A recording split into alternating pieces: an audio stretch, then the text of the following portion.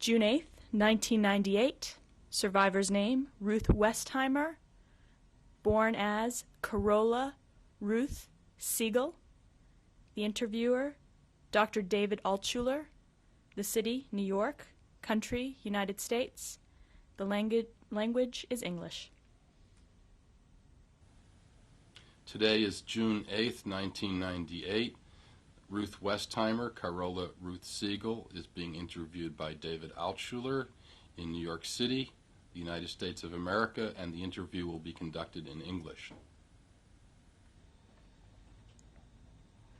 Okay, so welcome to the Museum of Jewish Heritage.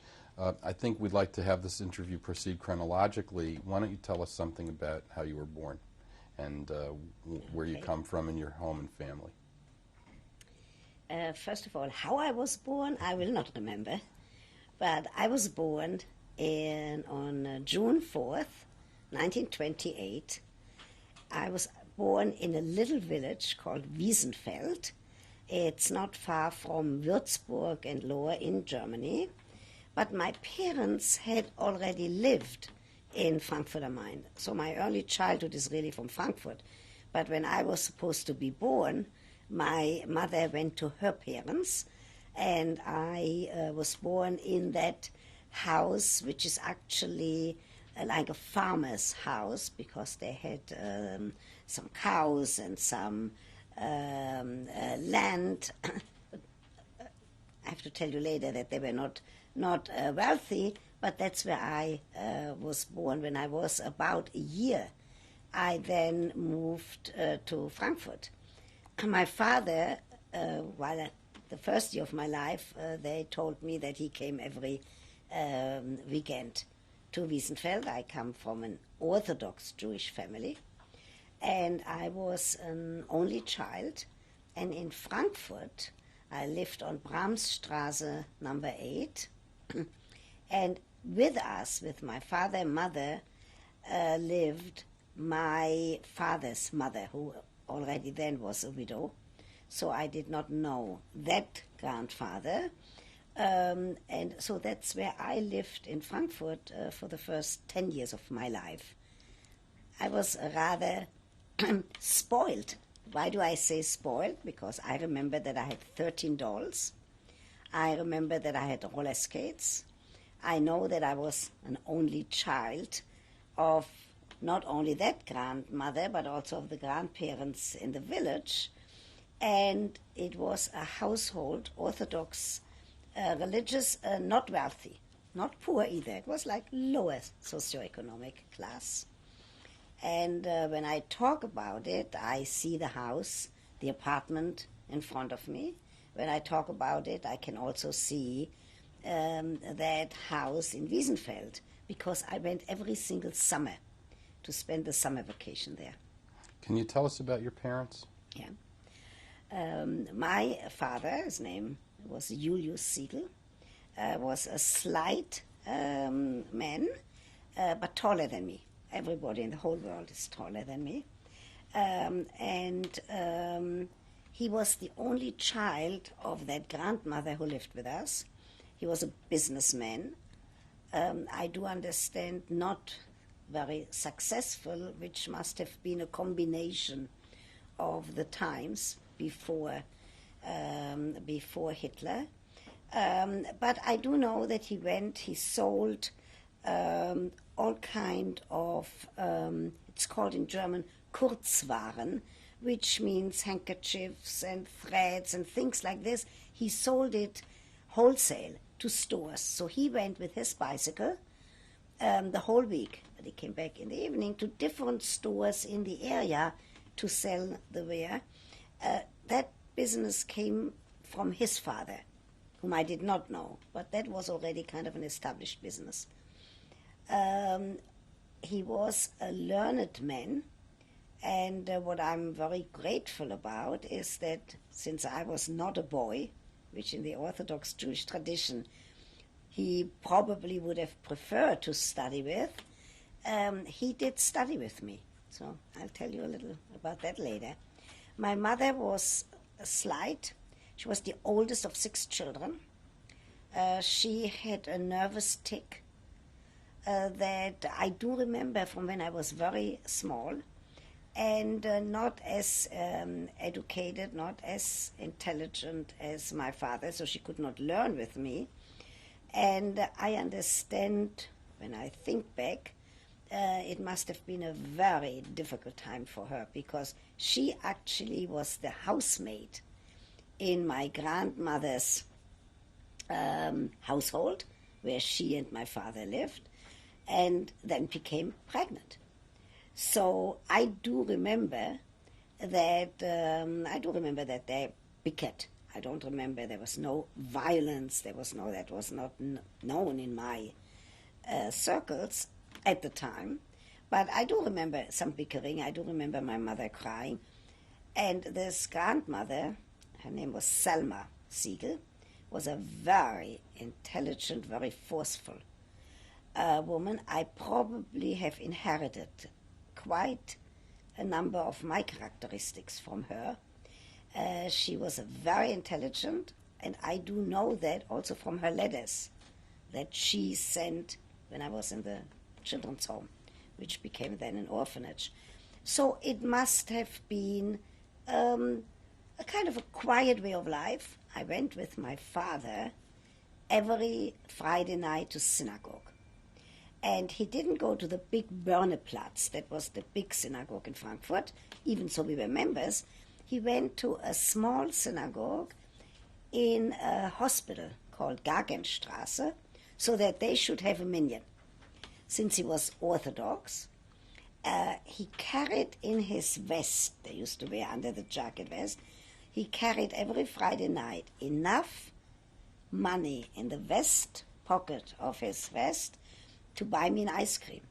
So I did get the ice cream, but then he would not carry money because that's not what an Orthodox Jew does.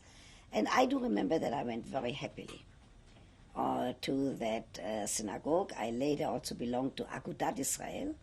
I was very Orthodox. I would not have combed my hair on Shabbat because the hair, you could tear a hair. So I think part of what they gave me in terms of the Jewishness, even so I'm not Orthodox now, I'm very Jewish, comes from that very early socialization. My early years in Frankfurt, for example, they did not let me go to a Jewish school nearby because it wasn't Orthodox enough. Somebody could have given me a sandwich with sausage and butter. So my father took me on the bicycle every morning on the bar of the bicycle until I was old enough to ride my own. I think when I was about 9. He took me to the Samson Raphael Hirsch School. That was a very famous name in Frankfurt. And he, on the way, studied with me. I do remember that he once hit me. I don't mean beaten, but I do remember that he once gave me, because I gave a wrong answer of an arithmetic on a division or maybe adding, I don't know. I don't remember that. But I was a very well cared for little girl. And I do remember that every day when I came home from school, I stopped at an apartment of the 2 sisters of my grandmother, and I got cookies. So I now know where that sweet tooth of mine, that's how I bring everybody cookies. But I was in an environment in Frankfurt that was very well protected.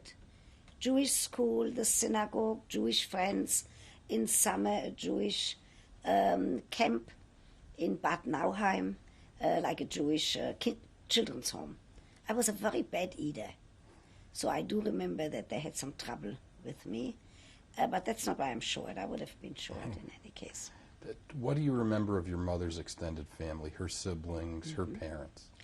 I remember the father, my mother's father, was a short man and wounded in World War I, because I do remember that he had a big cyst here on his neck. I do know that my grandmother Pauline Hanauer. My grandfather's name was Moses Hanauer. The grandmother, Pauline, came from Berlin, and Orthodox, but married kind of down. I remember all of this because I remember that in that village, my grandfather was well regarded, but he wasn't a good businessman. And later on I heard stories that other Jewish people put their cows into his barn. He fed them, and not always did he get paid for it. The grandparents, I thought, were very Orthodox, because in those years I thought that if somebody eats a soft-boiled egg and puts salt on it, that means orthodoxy. They were Orthodox. My mother was the oldest daughter. That's also why she was sent as a housemaid to Frankfurt to help the family. I do remember all of her siblings. There were 6. And one went to then later Palestine, and he was very important in my life. His name was Yehuda Naor, Yehuda Hanauer, which they put into Hebrew. There was another brother who went to Shanghai and later to San Francisco, was a baker, no children. Yehuda Naor later in life married, and there is one son whom I visit in Israel every year, married and 2 little children. The one from Shanghai then went to San Francisco. And there was an aunt, Erna. She was sent as a housemaid from Germany to England. Later was married with somebody who came out of the Holocaust, Mendel Fingerhut, who had lost a wife and 6 children. I loved him. He was a real Chassid from the Bobover community. And contrary to some other Yekes, German Jews, I did not have that snobbery. I really liked him very much. Whenever I went to London, I sat, and he studied with me. The Aunt Erna, no children, always was jealous. She said, "Why doesn't he study with me?" So I said, "Learn a little bit by yourself, and then you have good questions." So that was another one. Then there was the youngest sister. There was one brother, Benno, who was also in England, but in an institution. And I do not know, and I probably will never know exactly. He was very kind, but just couldn't make it in the outside world. Not married, no children. He had helped his own father on the farm. Then when he got to England, I guess he just didn't make it in a new world. And then there was the youngest sister of my mother, Ida, and I do remember very sadly, I remember that postcard she sent from one of the camps that, I was in Switzerland, can I please send her food? That she was very hungry. She was very vivacious. She was a wonderful young woman who did not leave. And I'm not sure if maybe she didn't leave because somebody had to stay with the parents. So she went to Theresienstadt. And I do know that my grandparents died in Theresienstadt. I went there to visit. I found the names. And I don't know, Ida, we don't know exactly, probably went to Auschwitz. But she and my mother, my father died also in Lodz, in the ghetto of Litzmannstadt, and the grandmother, his mother. We don't know where my mother. We have no idea. It says in German, there's a word that says verschollen. And verschollen really means, it's just unknown, no trace. So that younger sister of my mother, so the oldest is my mother Irma, the youngest is Ida, and I do know that my father liked Ida, because I remember that there was a lot of kind of bantering and talking when she came to visit. And she wasn't much older than me, so she was like a very nice companion to me whenever I visited. Take us back to the Samson Raphael Hirsch School. It was a modern Orthodox school, right? What was it like? First of all, I must have been already then a little ambitious, because I do remember that I entered the school and I wasn't 6 years yet. And a physician came to examine, a Jewish physician, and he said that I cannot continue. And I talked my way out of it. And I must have showed him how I can write and how I can add numbers and how I can do certain things. Maybe he didn't want me to continue because I was so terribly short. I don't know, but it was a wonderful school. There was the same teacher. There were boys and girls were separate. The same teacher, her name was Spyro. And she was with us for 4 years until I got into the gymnasium, the Sechster, which is the first class of a high school. The Samson Raphael Hirsch Schule for me was ideal. I was never called, I never had any personal experience with anti-Semitism because it was a Jewish school. I do remember the school then was closed in 1938, but there also was another closure, so it didn't really impact on me so much because there was some scarlatine, and they had closed for a few weeks and sent us homework. The Samson Raphael Hirsch School was actually the foundation of my being able to learn.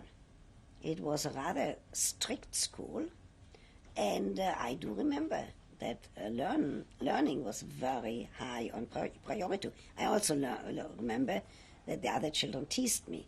Once during a recreation, they put me in a garbage pail and put the cover over it. I remember that. And fortunately, that teacher realized that I wasn't in class. It came to look for me. It wasn't something dangerous. It was just something. I also remember that they brought me candies if I could jump from certain steps. So they put me on steps because I was so short and small. So they played a little bit with me as if I was like a doll. Now I do realize, which then I was a child, I didn't realize, how important it was that they sent me to that school. Were most of your friends from that school? Most of the friends were from that school, not from the neighborhood. Mm-hmm. So I don't remember, one boy, I remember, who lived in the building. It was a lower middle class building. I didn't live where the Rothschilds and the other Jews live. I lived near the cemetery, near the old Jewish cemetery. I do remember my grandmother going there, and she went, which I now also know from the letters that she sent to me as long as she could. She went every week, and she sat there, and she was particularly impressed with Paul Ehrlich, who was a scientist and who never renounced his Jewishness. And I remember that that's what she used to tell me, that she goes to the cemetery. Her husband, I know where that grave is, I found that, because he died before I was born. But her husband was there, so every week she went there. Most of the children that I do remember were from the school. For example, the grandmother took me every week to the Palmengarten. That was like a big park where she met her friends, and they brought their grandchildren. And not only did we get a magnificent pastry, I remember what it's called. I can taste it when I talk about it. It's a baiser mit Schlagsahne, with whipped cream.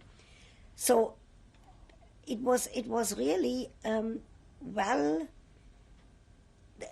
nourishing and the upbringing couldn't have been better. And I think, in my particular case, I'll tell you in a moment about the change, the abrupt change. In my particular case, I think that early socialization was crucial in my whole joie de vivre, in my lust for life, despite the unhappy occurrences. Were you aware of there being different kinds of Jews in Frankfurt when you were growing up? No. I don't think that I would have ever heard anybody talk about a reform or a conservative. Even there was a reform synagogue at the West End in Frankfurt. But first of all, I would never have been even to play with somebody there. I had one good friend, Mathilde, who also was on that railroad with me, which I'll tell you in a moment, and she went to the Samson Raphael Hirsch. I don't think they would have let me play with any other children because there again, like with the school, their parents could have given me non-kosher food. So I was very protected. And the street where you lived was mostly Jews? No, there were very few Jews. I do remember that Matilda and I went roller skating. I accompanied her home, then she accompanied me home because we couldn't separate. We hadn't finished talking. And then my father maybe went and picked me up, or her father brought me. I don't remember any non-Jews except one woman who had only one arm. Her name was Mrs. Luft. She was the Shabbos goy. She lived right next door. She came on Saturday and put the gas on and the furnace. The apartment was very, very low, lower middle class. I slept in an alcove. My grandmother slept in the living room. One room was the store with all of the merchandise, and then there was that one bedroom. My father and mother slept there with me in an alcove. Do you have recollections of family simchas or of holidays, either in Wiesenfeld or in Frankfurt? Yeah. I do remember that every Shabbat, every Saturday after synagogue, because on Saturday they went to the big synagogue. We went to some relatives of my father, and I do remember there was always the same joke, saying Carola, because that was my name. My name was Carola Ruth Siegel. So I remember the joke, do you want the head of a herring? I remember that everything. They were better off. They must have had more money because we went there for Kiddush. I do remember Hanukkah the most because I got gifts. I know the sad Hanukkah after my father was not in Frankfurt anymore. I remember the lighting of the candles of my grandmother, my mother, and me. I have that very vividly in my mind. That was in 1938, after the Kristallnacht. What do you remember about Hitler coming to power, if anything? Did anything change in 1933? I remember that I went with, I think, my mother to vote, because I remember the school. It was not my school, it was a neighborhood school. I didn't know anything about the politics.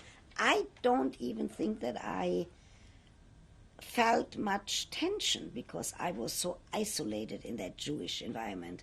I do remember after the Kristallnacht, when I went with my father to synagogue, I do remember that somebody told him that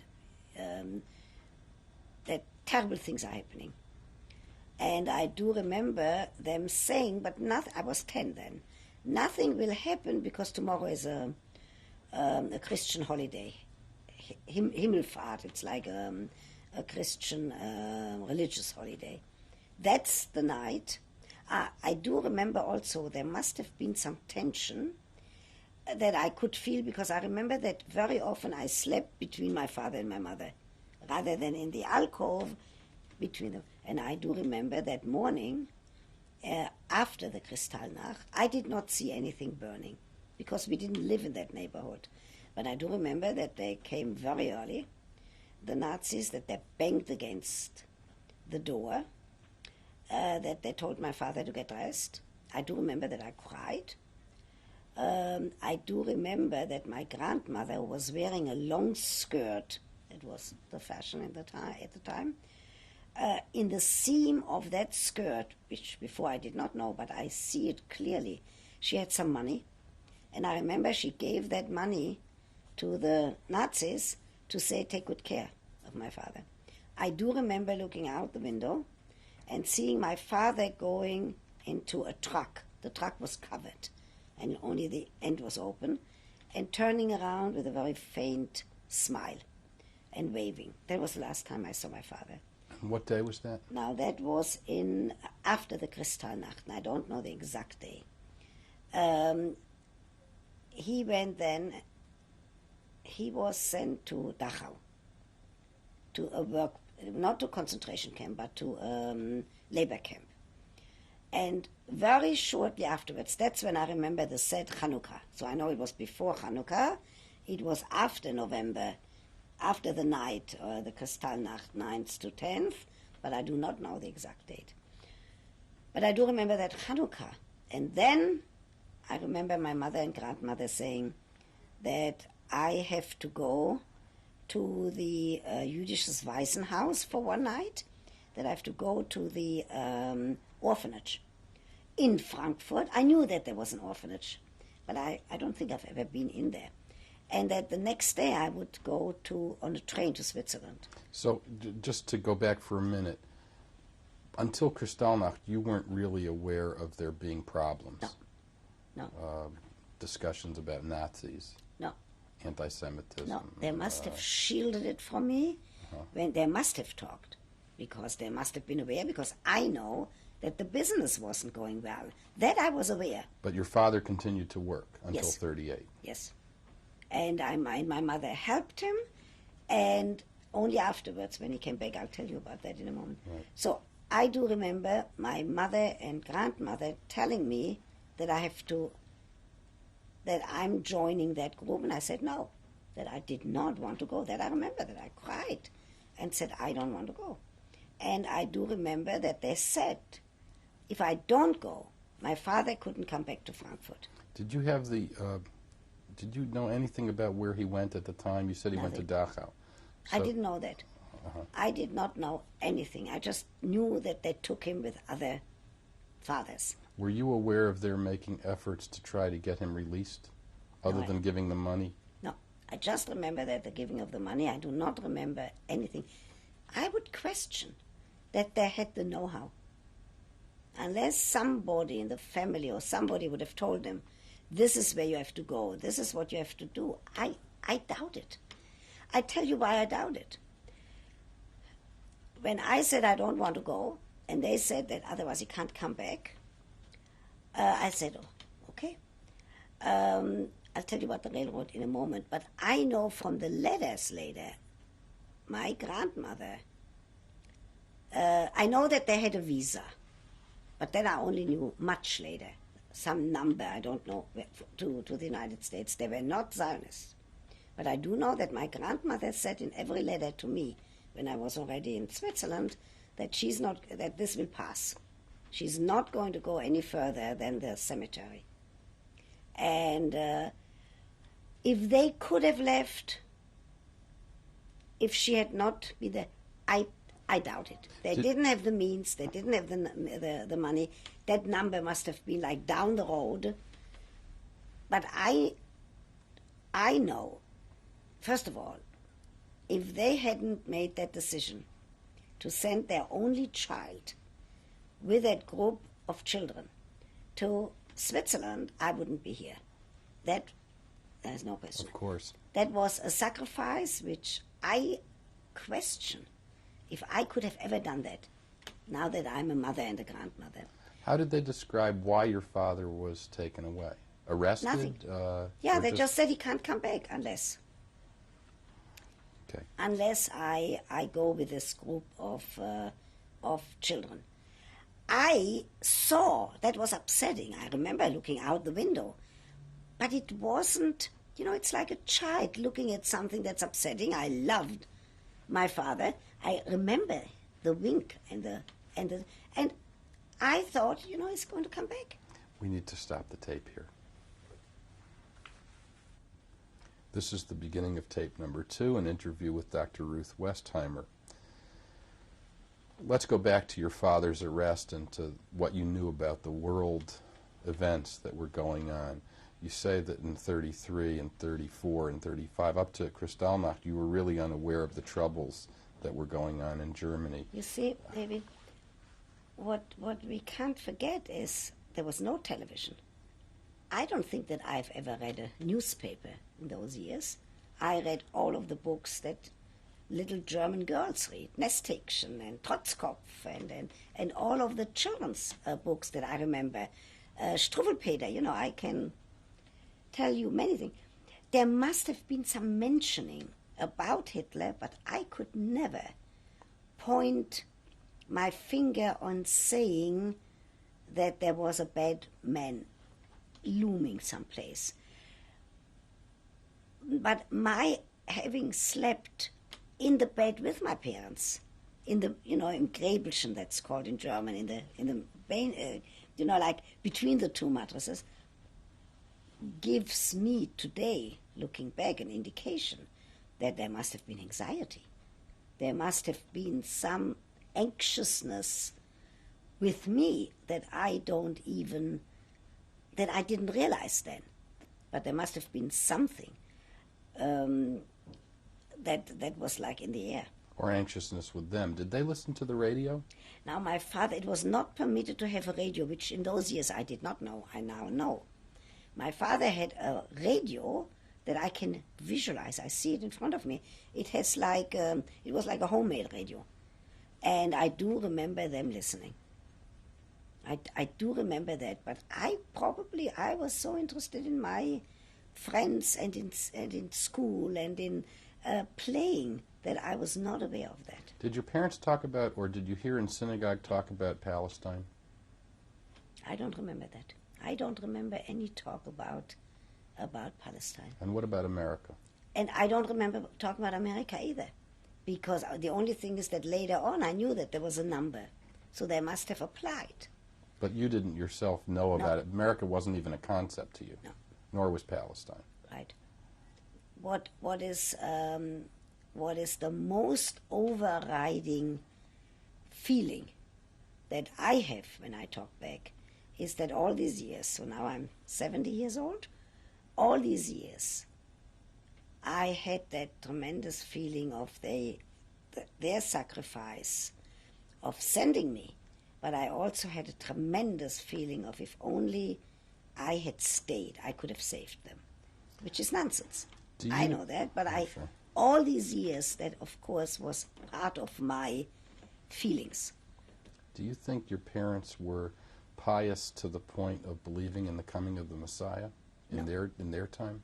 I don't think so. I don't think that they were that religious. I think they were modern Orthodox. My father didn't wear pious. They were German. They were German of Jewish religion, which is different than a Jew who happened to be in another country. My grandfather, on my mother's side, I believe that because his having served in World War I, they thought nothing could happen to them. My father and my mother belonged to an organization of Jüdische Frontsoldaten, which is an organization of ex-soldiers, even though my father didn't serve. I guess he was too young, because my father was born 1900. My mother was born 1903. So he was too young, 1914, 18. But maybe because of his father. In any case, I do remember they went to that organization for lectures, for talking. That was their social life. Why do I remember that? Because they always came home and brought me a cookie. Were you aware of Ostjuden living in Germany? Yeah, that's one thing I was aware in 1938. It's a very sad story because it makes me feel that things like this should not happen. Because I do remember that Ostjuden, as they were called, were sent to the border. That's all I knew about it. But I also now know, and even then maybe knew, why did nobody scream? Why did nobody say, you know, what's happening here? So that's a very sad chapter in my thinking. Did you learn Because Hebrew? the Germans certainly, German Jewish people certainly felt that they were better, that they were assimilated. I know that I knew about Goethe and Schiller and Heine. And so it's a sad chapter in the history of German Jewry. Were you introduced either to Hebrew or to Yiddish when you were growing No, up? Yiddish, of course not. If I don't think that I could have played with a child that was talking Yiddish. The Yiddish was not a concept. I did know the prayers. I knew enough to say, I could read them. I could read the prayer every morning. I said, Mode ani lefanecha, it's a prayer. I do remember all of the melodies. The melodies in the house before the on Shabbat, on Friday evening. I remember the melodies in the synagogues. I remember the German pronunciation of those prayers. So Hebrew was a part of me. But not modern spoken Hebrew. but not modern spoken Hebrew. So you were among a group of children who were sent on a kinder transport in January of 19. Right, January 5th, 39. 1939. Now, first of all, right after the Kristallnacht, there was a conference in Evian. And even Roosevelt, everybody sent emissaries in that conference to save German Jewry. You were not aware at the time, though. No, but I know it now, and it failed miserably. Why do I know about it now? Because there was a cry, let's at least save the children. And England, Holland, Belgium, France, and Switzerland each agreed to take 300 children for the duration of 6 months until their parents should be able to leave Germany and pick them up. But all you knew was that your mother and your grandmother told you that your father's release, return home, depended on your leaving the country. Right, which I did. Did you know the other 99 kids who were part No. of your transport? No, but I tell you, first of all, when I talk to you about that, I see that railroad station, and it's very sad. Because I remember my mother and grandmother coming to the station the next morning because I had to sleep in that orphanage. And I remember them running, to say goodbye. I remember them saying goodbye and then running to see that train pull out. Whenever I'm in that city, which I don't like to be, but I have to go from time to time, I make a big circle around that railroad station. What I do know is here was Matilda, one girl who was in school with me. That was very important. I also know that there was a suitcase with chocolate and other things that they put in there. I'll tell you something about that. And I had a doll in my hands.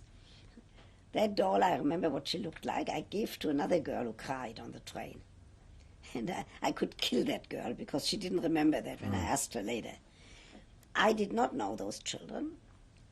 But the 50 who went with me to that children's home, which then became an orphanage for all of us, I did a study and I followed, so I know what happened to them and where they are. But at that day, on January 5th, a grey day, rainy and grey, when we got into Switzerland, I did only know that one girl. When you left, your mother and grandmother ran after the train. Were family members of all the children present? Yeah. I don't. So there but was no a- fathers, because the fathers had been taken. So was that that was the connective fact, that these were all children whose fathers had been taken? No, the connective fact was there had to be German nationality, and that one, the father had been taken, or there had to be orphans. Orphans, German nationality, and or the father being taken away.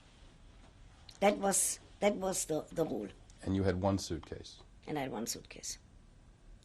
I had one suitcase, and when I think about that suitcase, I remember that there's one thing, and I couldn't find it, but I have it at home. One washcloth is left. Why do I remember the suitcase? Because when we got into the Switzerland, where they promised me would be chocolate, we watched the adults in that home, who were not pedagogically schooled, open our suitcases and take out all of the chocolate. Jewish adults who were responsible for it. It was a Jewish Orthodox children's home. So when I talk about this home, I always have to say they did keep a roof over my head and fed me for 6 years. From January of 39, because then in September the war broke out, until 1945, when I then went to Palestine.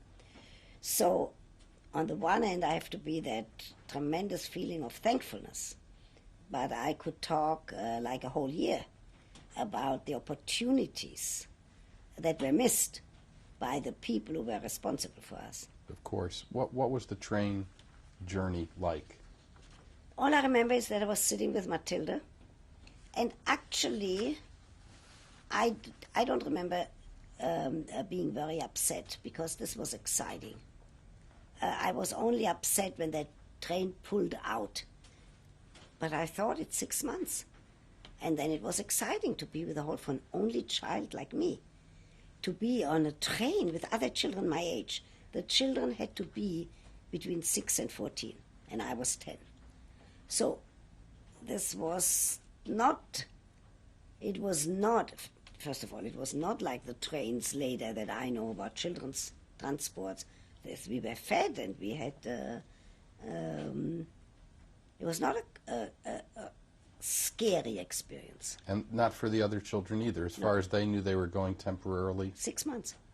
That was the story that everybody heard. Yes. So everybody was sad of waving goodbye, but on the other hand, they told me that my father would come back. So that made it much easier for me to be on that train. And my father did come back. He then worked for another 2 years as a gardener in that cemetery where my grandmother used to go every year. He didn't have this business anymore, but he worked in the cemetery. Did you have travel papers with you? I do not remember. I don't remember papers, so maybe I didn't have any. Maybe they had them, the people who were responsible. So let's go back to the arrival. Where exactly did you go when you arrived in I Switzerland? went to Heiden, which is near St. Gallen in Switzerland. And I do remember that it was ice and snow, and but not an unhappy experience getting off that train. I do remember that we went to, it was like a big barn that usually was used during the summer only. But there was no hardship. I remember a big stove, it was warm. I remember that little opening, that's where we could see the people opening our suitcases, but that was for the heat to come up. That children's home, I did become a bedwetter because they used to tell us, once you are upstairs, you can't go down again. And psychologically, today I know all of that. There was another boy and me. The sad thing about that was not the bedwetting so much, but they made me write letters home. That I, did wet my bed. That I remember was terrible, because here is this nicely brought up German Jewish only child having to send letters to her. Then my father was back home and my mother and grandmother. That was a bad experience. It was very sad. How long was your father actually in captivity? I don't remember. I do just remember that after a couple of months that he was back. And what my father did, which is in my autobiography, which is translated into Hebrew, what my father did in order to circumvent the censoring of the letters, he wrote in poetry form. So he wrote of some of the things that there's not much to eat and no meat, and that some of the attitude is the sadness is as long as the Chinese wall. Now, after I saw what the Chinese wall looks like, I know what he meant. But I, in Switzerland, did not know, even when that postcard came, we are going to the east, we'll write to you soon. We did not know. We, the children, did not know. You received letters from both parents and from your grandparents? Every week, and the other grandparents too, and some of the uncles and aunts. Every week, and we wrote every week. Any and friends? Every week they sent a coupon so that you can give that in for a stamp, and even in the beginning some packages. Oh. I do remember that I did get some packages with some clothing and toys and chocolate. Friends wrote to you? No.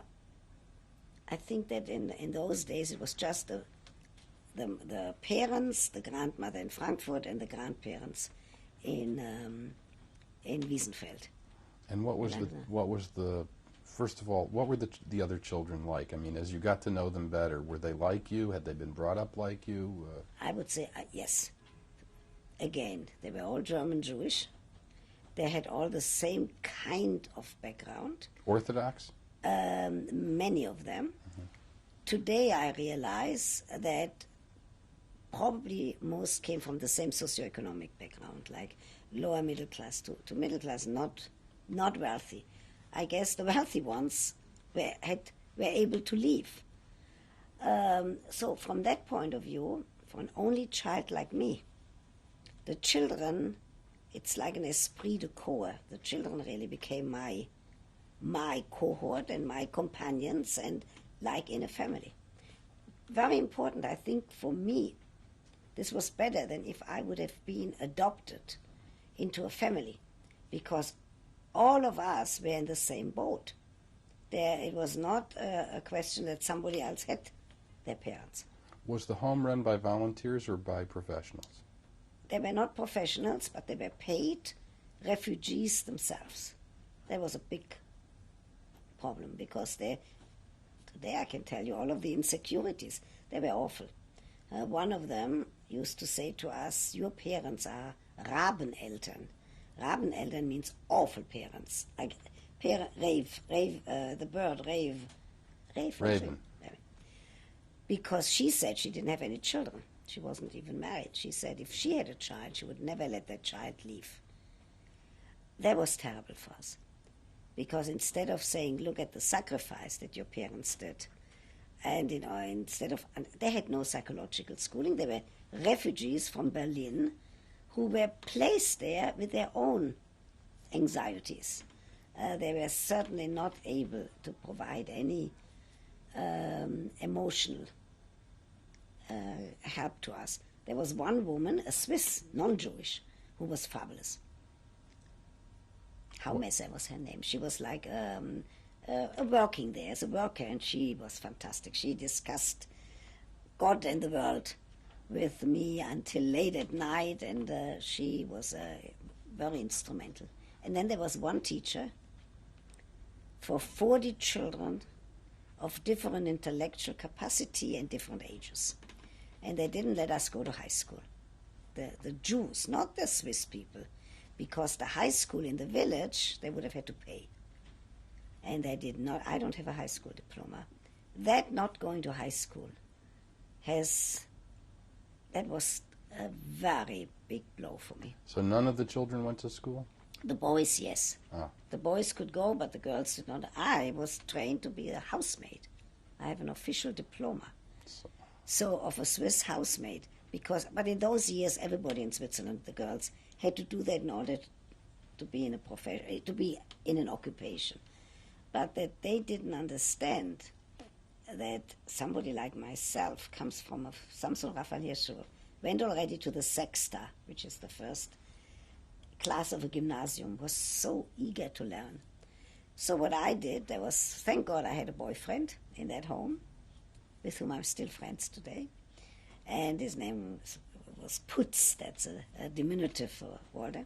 He was able to go to school. He brought his books home. And every night, it wasn't permitted, but every night I took his books while he slept under my bed, took his books, went out, crawled on the staircase to have light, and read his books. Now, that's possible to do with history. You can't do it with math. So that was not a good time intellectually in my life. But I did know, because they told us every 6 months, that I have to be grateful that I can be in that home, because where we were sitting in Switzerland, geographically, is over Lake of Constance. There was no way of going anyplace. We saw even Ludwigshafen being bombarded by the Allied later. But we knew that Switzerland is that one spot in the middle. There was no way of going anyplace. So we were very worried on May 10th, 1940. I do remember we had a knapsack packed. We would have all had to go into the mountains. We were paired off 2 and 2. If the Germans had entered Switzerland when they entered the other countries. So your secular education limped for all those years. Did anything happen with your Jewish education? No, not much either. We had some Hebrew with this one teacher who tried very hard. But for 40 children of different ages, so we did a little Hebrew. I was still Orthodox. We did pray. We kept, kosher. Anyhow, I had to eat whatever they gave me. And I was Orthodox actually until I went to then Palestine. So you observe Shabbat, for example, Yes. in the home? Yes. We went for walks on Shabbat. We couldn't go boys and girls, but we found ways to circumvent that. Was there a shul? There was no synagogue, so we did pray in one of the rooms. So you were a kind of small community. You really Very. didn't have, outside of the school, any community. I hadn't left that home in 6 years. I hadn't been with a family in 6 years. I was in that orphanage because that's what it then became. And they used us to be like the maids for the paying Swiss children. And, to do the laundry every week and the ironing and the cleaning of the shoes. Because we were objects of charity. We were welfare cases. Somebody paid for us.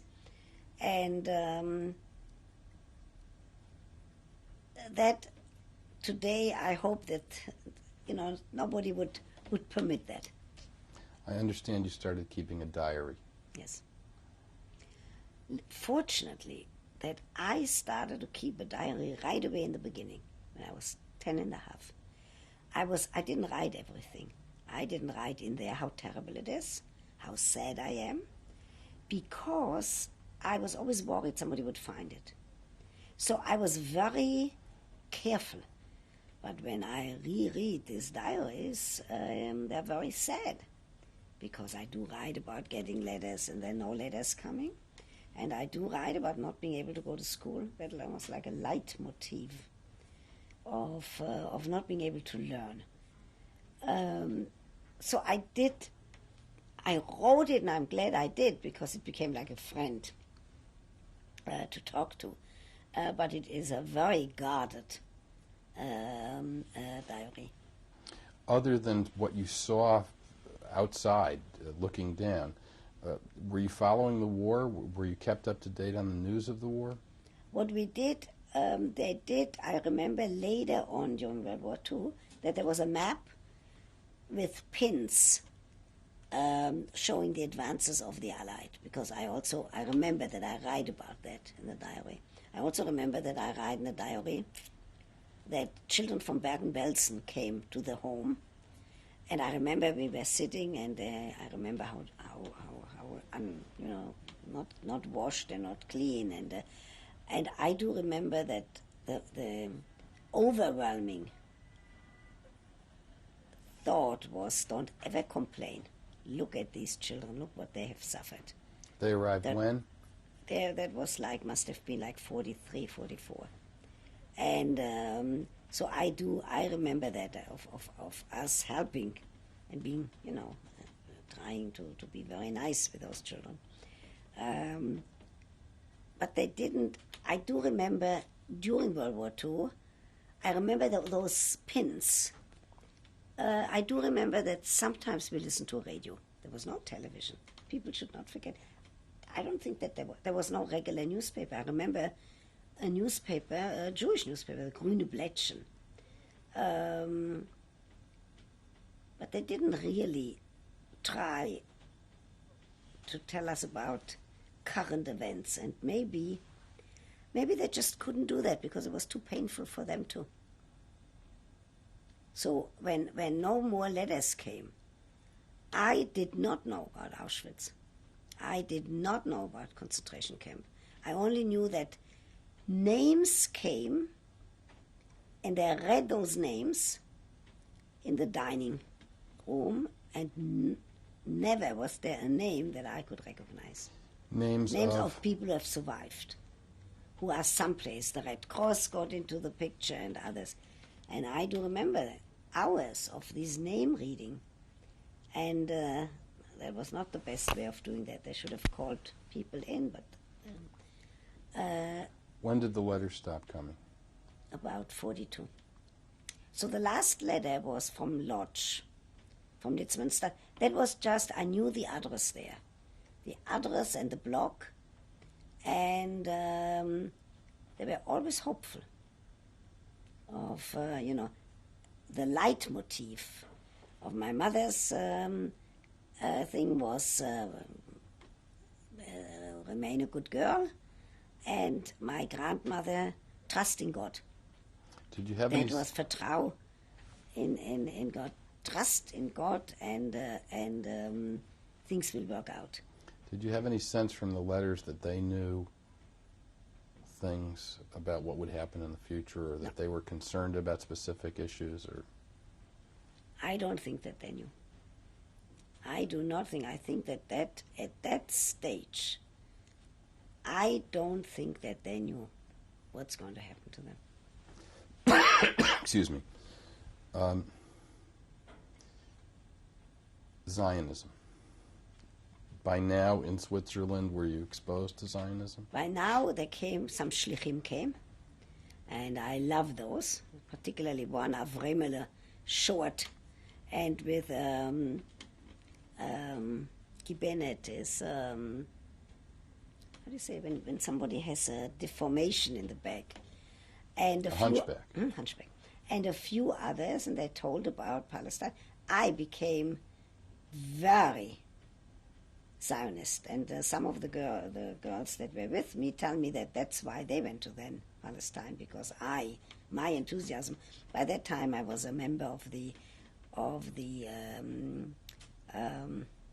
Pfadfinder is Scout movement, and also there was already in me some kind of leadership, and I certainly was. There was no question in my mind. First of all of us knew that there was no way to stay in Switzerland. It's not like in the United States, after you are there 5 years. Then you can become a citizen. We knew that they wanted to get rid of us as fast as possible. Okay, we're going to take a break to change the tape now. This is tape number 3 of an interview with Dr. Ruth Westheimer. You know, David, while I'm thinking back to Frankfurt and then to Haydn, the children's home was called Wartheim. Wartheim in German means warten, to wait, which was ironic, because that's really what happened, because I thought I'd stay there for 6 months, and I stayed for 6 years. But I have to tell you something. As sad as I am when I think back, and when I talk about parents and who never had the pleasure of seeing me grow up and never had the pleasure of being the grandparents of my children, there is something that is in the character of the German Jew. It's not to cry in public. And with me personally, it's a very important aspect of my makeup. Excuse me.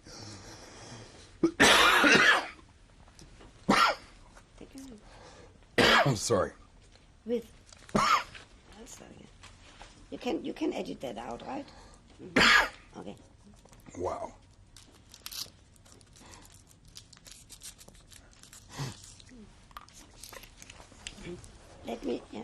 David, let me tell you something. For me personally, in many other aspects of my life, I'm not really a Jecke, what is called a Jecke German Jew, because I'm not very orderly and I'm not very punctual, and there are many other things that I'm not rigid in that way. In terms of not showing your sadness, of not crying in public, of not sharing that kind of unhappiness. For me personally, it always had something to do with how grateful I have to be that I'm alive, and also not to burden somebody else. It's just part of my particular makeup of saying you can't make out of yourself so much of a to-do. Look how others suffered. Look how people came from Bergen-Belsen, for example, which I didn't know anything about. I just saw children with dirty underwear coming. And later on, of hearing about Auschwitz and hearing about Mauthausen and Warsaw Ghetto. In those days, I did not know about these things, but I already had that very strong feeling that you're just a sand, one kernel of a sand on the beach, and you can't make so much of a to-do about yourself. So I have to be very careful of not saying to you that there isn't a sadness in me. There is a sadness which is going to be with me until the day I die, of what happened. And I'm not even going into why did the world not help, and why was nothing done, and all of these things. Just psychologically speaking, there is this very this strong feeling that you can't complain, that I have to be grateful of being alive. In addition to that, I have a master. I studied psychology, which I'll tell you later, and then I have a master's in sociology. In sociology, you never say I to start with. You always put it away from yourself. So that whole combination has an impact on me. If you go back to being a young child, then there was a collectivity of the children in the home. Was there a communal learning experience? Was there a communal self-help experience? Did you feel like you were in a substitute community? What I felt strongly, and that comes out in my diaries, that we are all in that same boat. That was strength. That was not a weakness. That showed a strength in that common experience. At the same time, it was not like brothers and sisters, because I already knew that I wanted to learn all the time. Not everybody wanted to learn. So I would not use the word community in that respect. I would rather say, to be in the same boat and to know that all of us became orphans. I did not think of myself as an orphan until much later, when I came to this country and went to see a therapist, because I wanted to clarify certain things. And he said, so you were an orphan? It hit me. I said, what's an orphan? I also do not think of myself as a survivor. And that already had to do with Switzerland. I think of myself as an orphan of the Holocaust. Different from somebody who was in a camp. Did you actually know in Switzerland that your parents had been killed? No.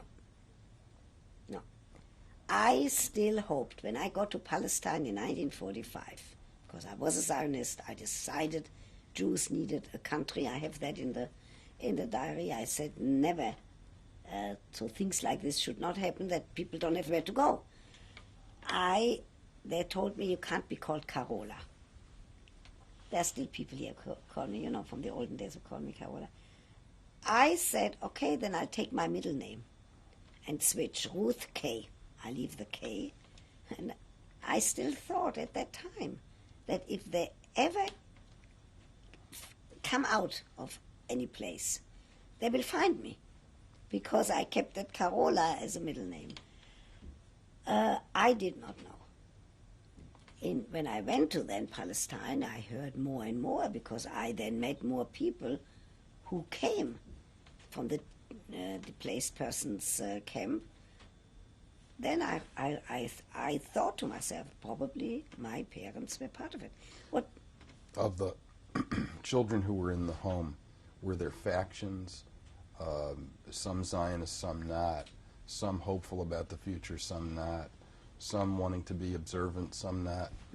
No, observant, they all remained until we left. Mm-hmm. There was no big discussion. Some did not go to then Palestine. They went to America, to the United States, because they had relatives here. Very few stayed in Switzerland. 2 or 3. When Very did few. when But did Youth Aliyah come to They Switzerland? came, I think that I heard about them from those shlichim probably in 43, 44. And I knew that the first boat that would leave, that I want to be on it. I, at the time, was accepted to a kindergarten seminary. I had already studied to be a housemaid, and they accepted me.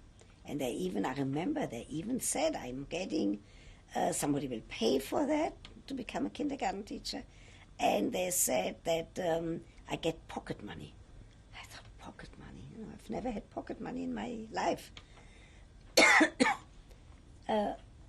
What makes me sad is I wanted to study medicine. I very much wanted it. I thought the height of any happiness, of any intellectual achievement is to be a doctor. I wanted to be a pediatrician and maybe a psychiatrist for children. Very early in my life, I realized without a high school diploma, I've never had a course in physics or in chemistry. I could never study medicine. Not only that I didn't have any money, I had absolutely nothing. I didn't know that you could borrow money. That was not a concept. I didn't know that you could go and get a scholarship someplace. So I said, okay, I'll be a kindergarten teacher, the nearest to being a doctor for children. So for the years that you were in Switzerland, you had your life in the home, you had your hope to go someday to Palestine, you had the unclear circumstances of your parents. I mean, if you had to characterize how those years were spent, how you grew up in Switzerland, how would you Let characterize me tell you, the positive part, you see, that's my way of thinking, which comes from my early socialization. I think of the positive. The positive part was that I loved nature. And we were in a village with the mountains around and walks. And on Shabbat there was nothing else that we could have done, so that's what we did. We walked. So that was the positive part. And I think the food didn't bother me. The food, there was a kosher home, so the food was once a week meat. We were never hungry. I was never hungry. But the food didn't bother me. It was always the same, but I wasn't hungry. What bothered me the most is not being able to learn. I must have realized when I look back that there are certain things that you later on cannot catch up with. So that was the overriding. On the other hand, of us being brothers and sisters, but not really brothers and sisters, but all of us having that same experience, that helped. Are you still friends with some of those people? I certainly am. I see some of them every single year because we went from the children's home, from the Kinderheim Wartheim in Haydn to then Palestine. We went into the Haganah together. I was badly wounded. We're not there yet. Okay. Excuse me. And I certainly, because of a book I did about that experience, followed all 100 children. And when we get together, it's like people who have served together, who have been together, and who have had the sadness together of not having had parents. You were going to be a kindergarten teacher. How far along did you go? Did you take care of children in Switzerland? I always took care of the younger ones in the home. So when I was 10 and 11, there was already a 6-year-old that I kind of took care. That also was because I was an only child. It was exciting to be a big shot and for somebody else to listen to you. I then, when I went to the kibbutz, I said, I'm not going to study. Jews need a country. They need people to work the earth. And I was rather stupid by not going to the Youth Aliyah, because by age I could have studied half a day and worked half a day. But I said, no, I'm an idealist. I'm a Zionist. I'm a kibbutznik. I'm going to work all day. Come back. How did you get from Haydn to Palestine? And who'd you travel with? How long did it take?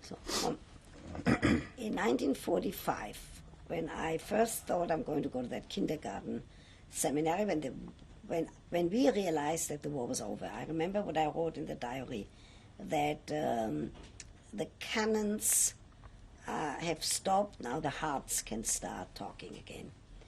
And I then very fast decided I'm not going to stay in Switzerland, that I want to go. I was on that first boat that went from, I went to Hachshara, like a preparation for a few days. Where? In Bay, that was in the French part of Switzerland, and then went to Marseille and boarded that boat legally. I didn't come to Palestine illegally.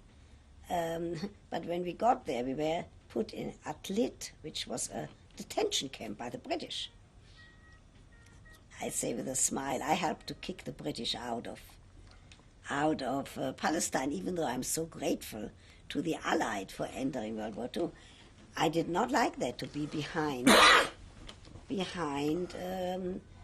gates and behind a really Stacheldraht. But I didn't have the experience that was like a concentration camp, because I didn't have that part. I just knew that my uncle came from the kibbutz, and I couldn't kiss him because I was on one side of that barrier and he was on the other side. But I do remember he brought me chocolate. Excuse me for a second. How did you get the papers to go to Palestine? No idea. But you had papers. Yes, but I was legally, but I don't remember. That all was done for me. You had traveled on a ship? Yeah. So, but I didn't have a ticket in my hand, so they took us as a group. Today I know that those who had the papers, but I did not know that. We went up on the boat, then they took the same papers down and got other people up. I do remember one of my friends, with whom I'm close friends today, lives in Israel, who is married to my best friend in Israel, because we knew already on the way, we knew in the kibbutz, he had a gun. And I remember I only remember that he told me to stand there and watch his things. He was like a leader, like a counselor. And to watch his knapsack. So I watched his knapsack, but I'm a very curious person. I opened it, and I see a gun. Luckily, I kept my mouth shut, because that whole transport could have been jeopardized. How many were on the boat? Thousands. And young people? No, hundreds, I would say, not that. Yeah. Only young people? Yeah, but they were these people who came out from different groups, not only the Swiss. I don't know if it were hundreds or thousands, but I do remember that he let me watch and take that gun up on the boat. And that was pretty stupid, because if somebody would have found that, they would have stopped that whole boat. He told me a story. He later on gave it to the Haganah, so it was all right. Do you remember what day you arrived in Palestine? No, I don't know. It was September. And I do know that we stayed in that camp for a few days, and then we went by buses to the kibbutz where I stayed. So from the end of the war in the spring through the late summer, I must have been for a little while still in the home, and then I must have been in that Hachshara, in that preparation, in the Swiss part of. What did you do there? I don't know. I just remember that we learned Hebrew, that we danced a lot, horror, that we were happy the war was over. There was some anxiety. How do I leave Europe without knowing where my parents were? But I think I didn't even have a choice. I knew that the Swiss didn't want me. And I do remember that I said, but how are they going to find me if they ever come back? And I don't know if I could have, I don't think it occurred to me that I could have said, no, I'm not going. Were you aware of the Liberation Forces or of the Red Cross or of any Yes, other? I was aware that the Red Cross tried to find people. I remember that we saw on the train going to Marseille, there was a train with German prisoners. That was a very upsetting experience. We didn't really talk to them, but they were going, they were stopped going one way, we were stopped going the other way.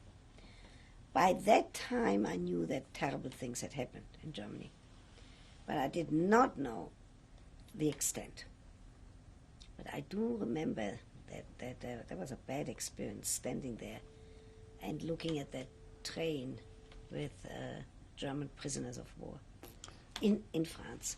Can you describe what it was like on shipboard, traveling to On Palestine? shipboard, we were very, very pleased. First of all, I was with people I knew.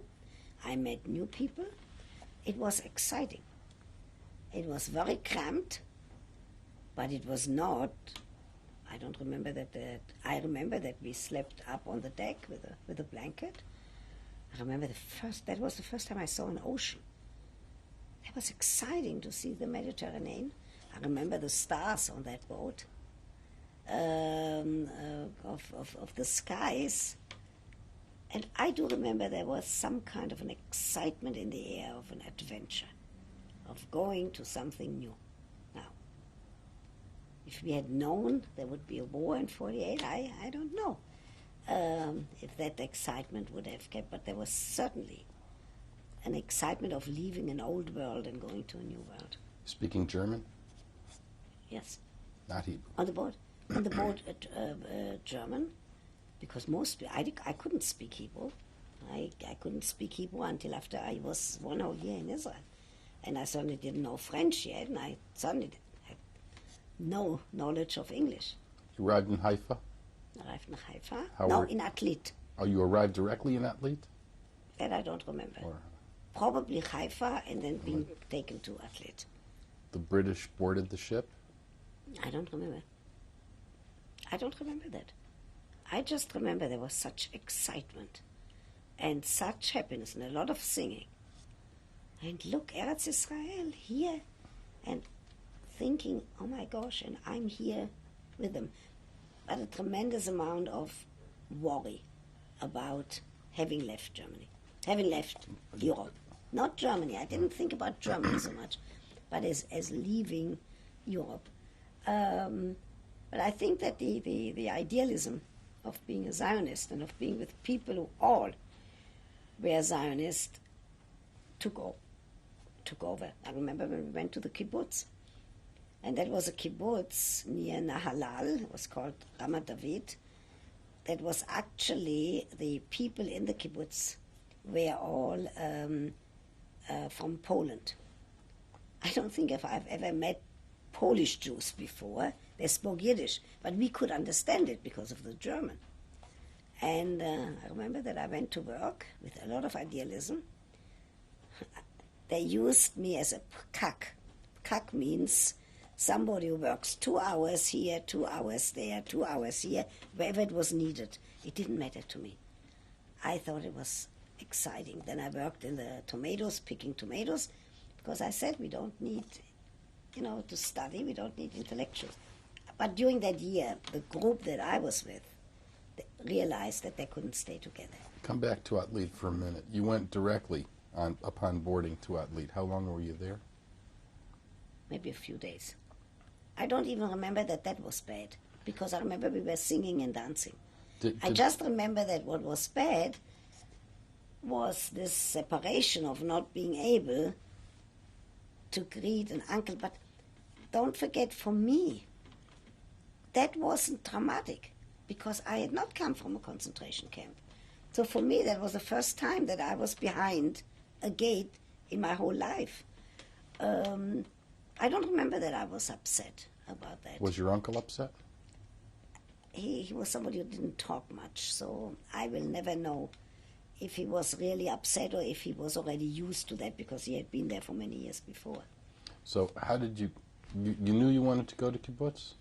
Yes. And how did you go to this particular kibbutz? Somebody made that arrangement for that group, again from Haydn, to be in 2 places from that children's home.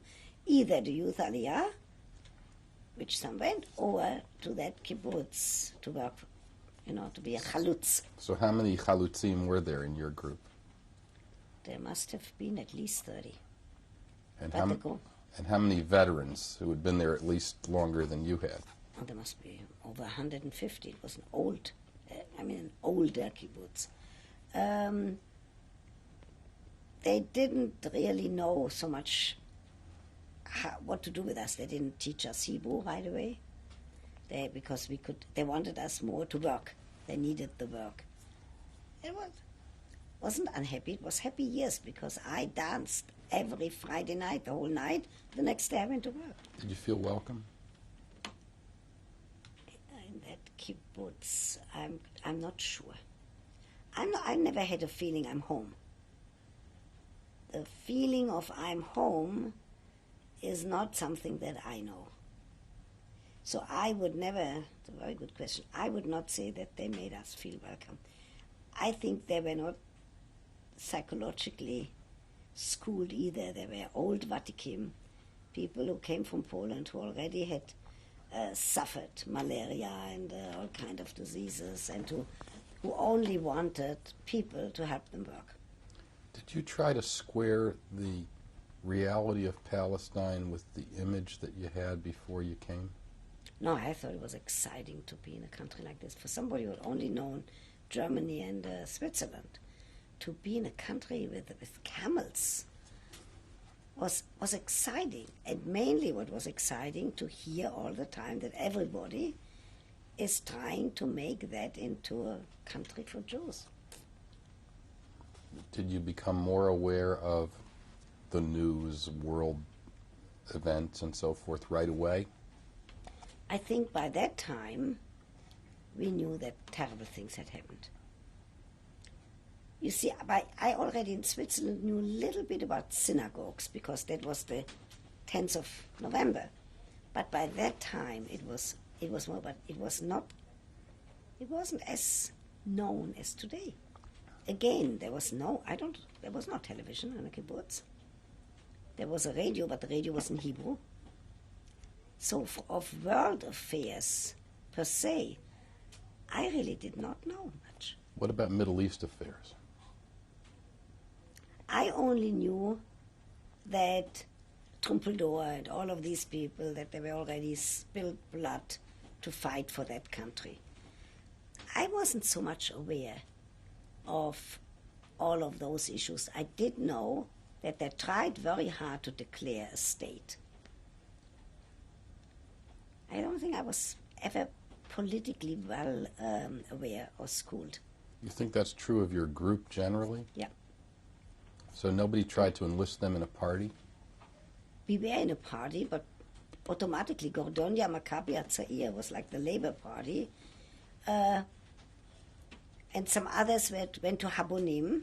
I think I knew very little about Shomer Hatzair. It probably was too left-wing for somebody like me. So my whole group went into the Labour Party. But they didn't really do politics with us. I think we were just not well enough aware. It was just not something that where we would have said, hold it a moment, why am I with this group and not with this group? I never questioned why was I sent to with this group to Ayanot, because the other children who were with me, this group went there.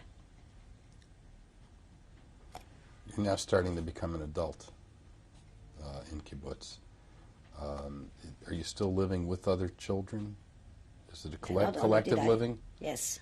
Not only was so, I actually was in a collective living for many years, from 1939 until I left the kibbutz. So first I was in a tent with 3 guys. I liked that. That was good. That was good time. So maybe that's why all of the other hardships weren't important. 3 guys and in a tent, it was exciting. Later on, I was in a tzrif, which was a little bit more of like a bungalow. I did, during those years, I wanted to work in a children's home, and they didn't let me. Because there was some other girl, she was taller and prettier, and she managed to get the job that I wanted. So what did you do? I worked like picking tomatoes and olives. And I realized I cannot do that for a whole lifetime. There I became a little sad because I said, I don't know what's going to happen with me. No education, no family, nobody, because the uncle was a kibbutznik. He wanted me to come to his kibbutz. That wouldn't have helped me. when the group of children that went with me the first year to the kibbutz of Ramat David, when that group dispersed, that was very hard. But for some reason, I don't know, I'm like those dolls that you put down and then right away they pick up again. It's called in German a Stehaufmenschen. They have lead in the bottom and they get picked up. Because I then said, okay, I have to do it myself, and I went to Yagur. It's a big kibbutz because they had a seminary for kindergarten teachers, but I had no money and I didn't know Hebrew. So I said, accept me for a preparation year and I learn Hebrew, and then if I can make it, I will go. So they agreed to give me, I worked 1 year and 1 year studying. I worked in the kitchen doing dishes, and that was a difficult time because there was one woman who was a widow.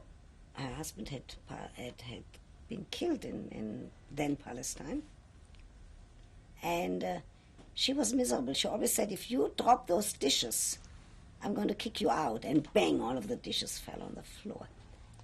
We're going to stop for a minute to change the tape. This is tape number 4 of an interview with Dr. Ruth Westheimer. We were back at Kibbutz Ayanot, and you had made the transition to Kibbutz Yagur. When exactly was that? That was I stayed 1 year in Ayanot from 45 to 46, and then 1 year in Yagur. Yagur, they only accept, you see, I didn't have a garin, which means a group, to send me to seminary. So here I was, no language, no money, an orphan. By that time I knew I was all alone, and I knew I had to do something. So Yagur was not it wasn't a happy experience, but it was a stepping stone. And I must have realized that at the same time, I had those friends from Switzerland, the older ones. I went once a week.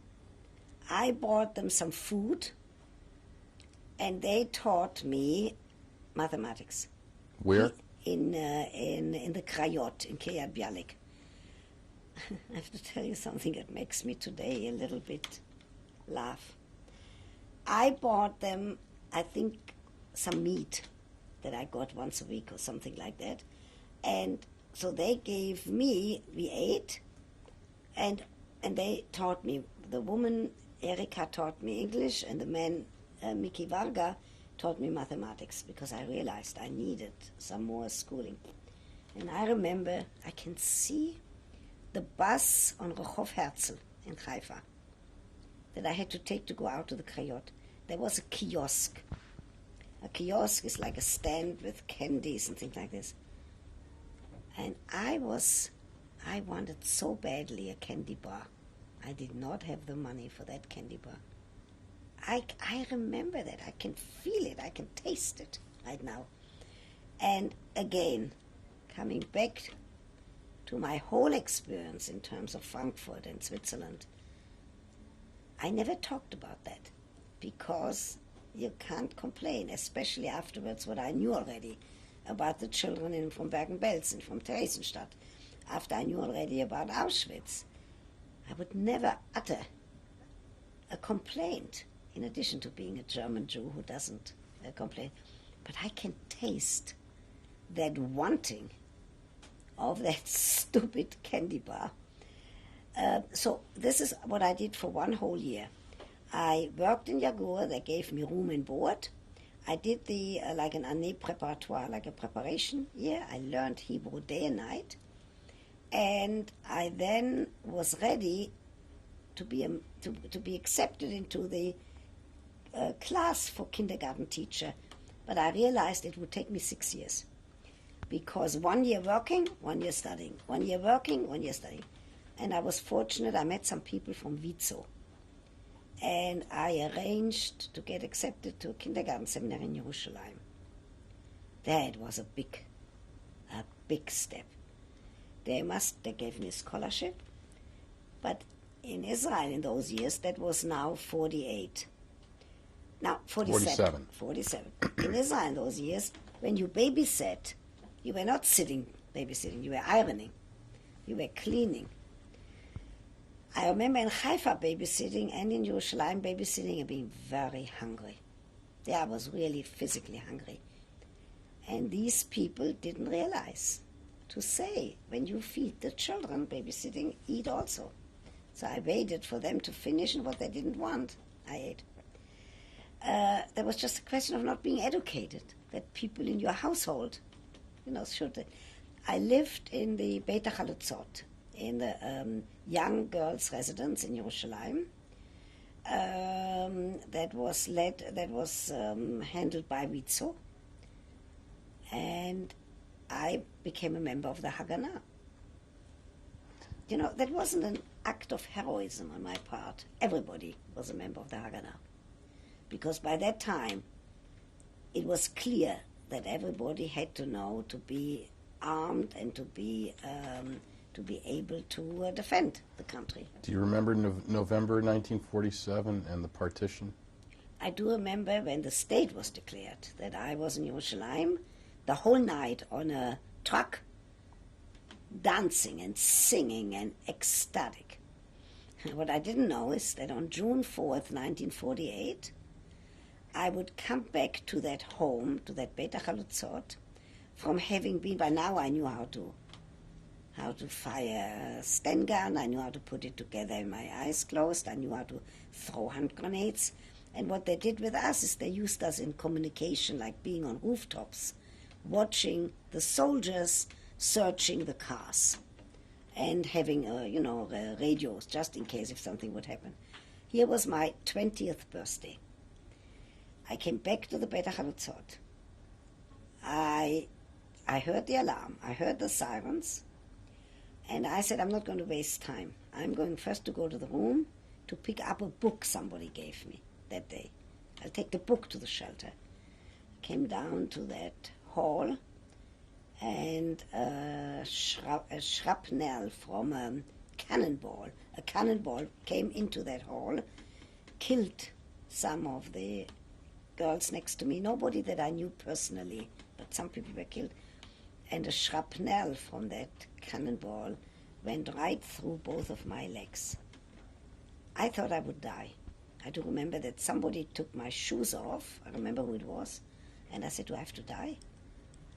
And fortunately, there was a brilliant German Jewish surgeon, Dr. Katz. I wish he would live today, because I would do something for him.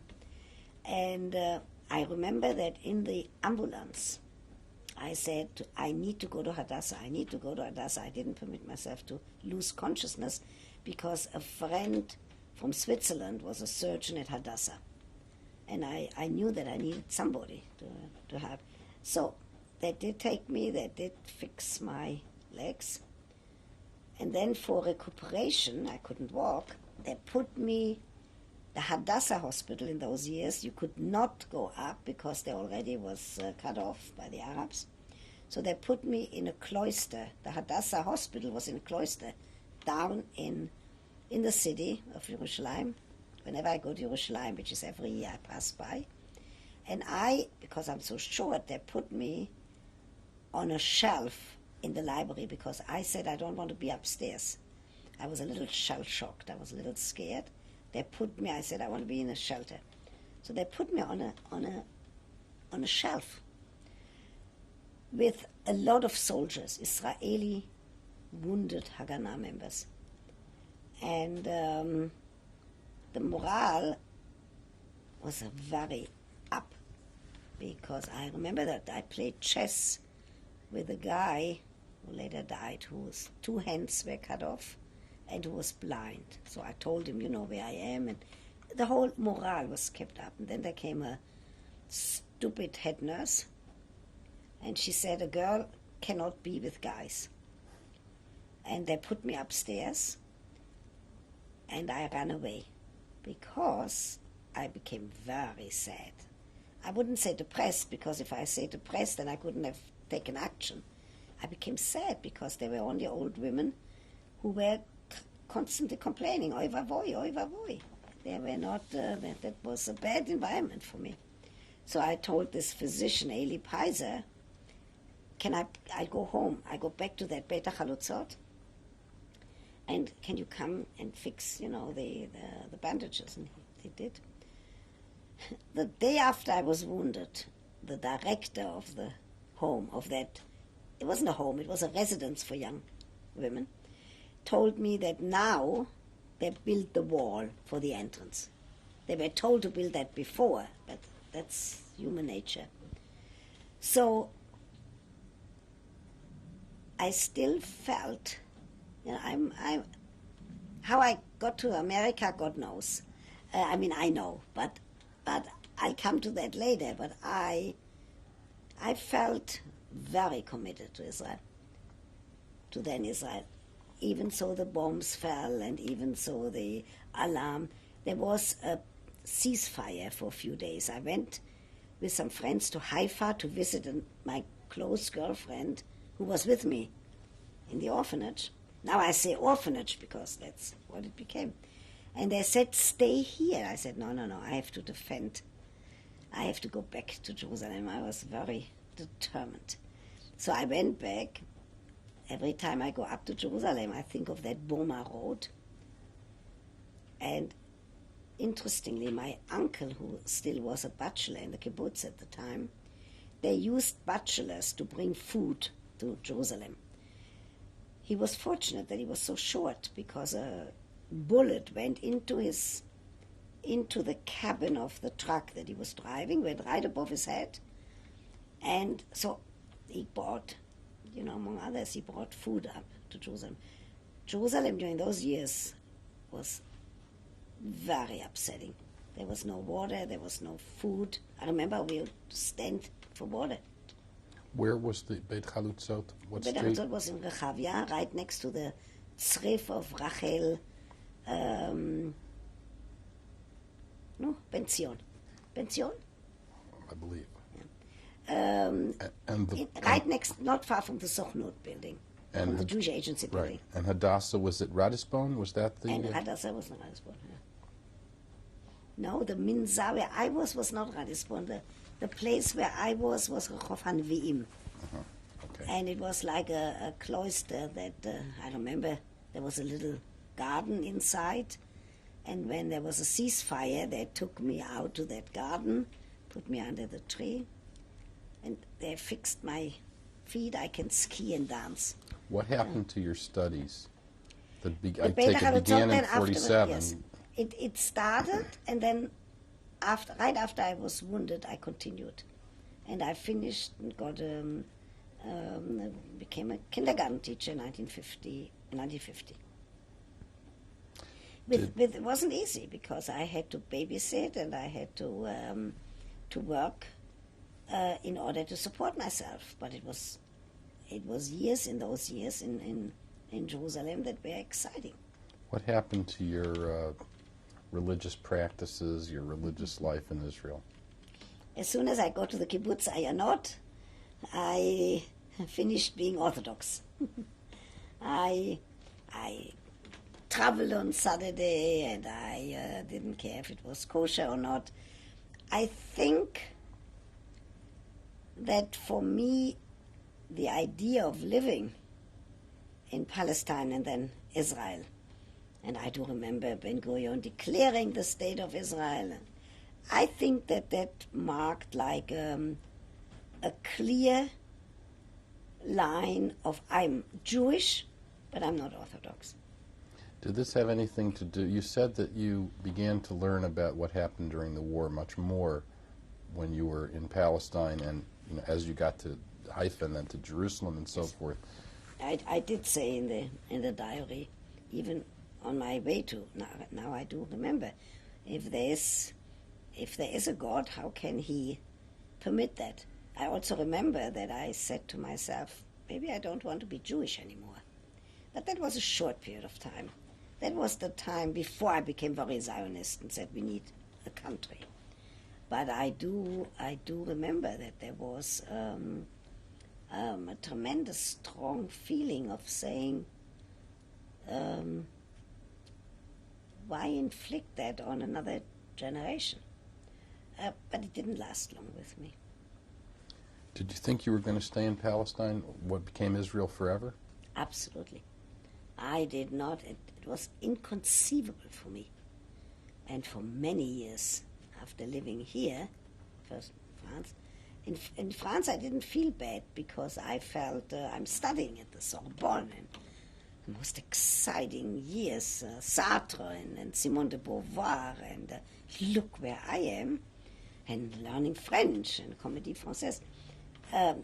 Here in this country, in 56, when I came on a visit and then saw that I could study, I certainly felt very bad. I felt very much like a yoredet, which means somebody who's coming back. It's different today from Israelis, but for many years I said, I'm going to go back to Israel. I'll do this and this and this, and I get a doctorate, but then I'm going back. I felt very much like not leaving a difficult country, but having an obligation to be there. And you expected to be a kindergarten teacher? Absolutely. So when you graduated from the school, what did you do? I first worked for 1 year, a wonderful year, with the Yemenites outside of Jerusalem. It was called Eshtaol. That was an exciting year because here they had just come with a magic carpet. And, from the 16th century. And here I was a kindergarten teacher, teaching them Hebrew. I was a good kindergarten teacher. I was a director of a kindergarten in Paris, and I realized that I have to do something else when I started to talk to my friends, like a typical kindergarten teacher. Come, children, let's go. So, but it would have been inconceivable for me to think that I would not continue. That has something to do with the German Jewish character. That when you start something, that's the same, it has to do with this stiff upper lip of not letting anybody know your emotions so that you don't get hurt and also so that you don't burden. Can you describe for us what the Yemenite community who had just arrived, as you say, from the 16th century, what were they like? There were, first of all, it was exciting for me because they came with more than one wife, some of them. And in the morning you knew which wife stayed inside the cabin and which was outside. Mostly the older one was outside, on the terrace, not in the... And for me it was interesting. I give you an example. I realized that showering the children, it would not be enough to take one child as an example. I took each single child and let that mother, help and watch with her child.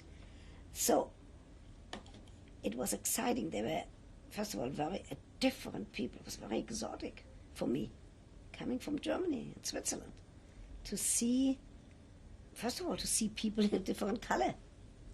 That was the first time that I even realized that there are people with different color skin, and very gentle and very hardworking, wanting, to be there. So I did that for 1 year. Then I got married, and fortunately, we are still good friends, no children. And fortunately, this fellow had parents in Tel Aviv, who sent him to Paris to study medicine. He had a high school diploma. Let's stay with the Yemenites for one more second, then we'll get on to marriage. You were really involved in family education at that point. It wasn't just educating children. But I didn't know it. I didn't know it because otherwise I would have taken notes. And they were glad to be there. Yes. They came with that magic carpet, and there was no question in my mind that they really wanted to be there. Did you sense that they were being treated, beyond your own experience personally, that they were being treated well, that they were being welcomed in Israel? That's a very interesting question. I tell you why. They certainly were treated better than my group, because my group was shipped to a kibbutz. Nobody cared if they could understand us or not. And what we did, at least here, a kindergarten teacher, a teacher, bungalows, social workers, that was something new for me, to see how well received they were, and how I didn't in those years realize some of the ramifications of maybe they could have been even better received. But here was a village springing up of all Yemenites in Eshtaol. It was exciting.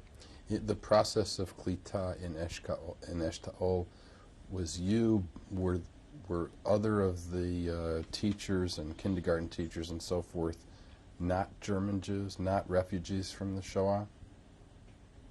I only know that I had one helper, and she was a Yemenite who had been there already longer.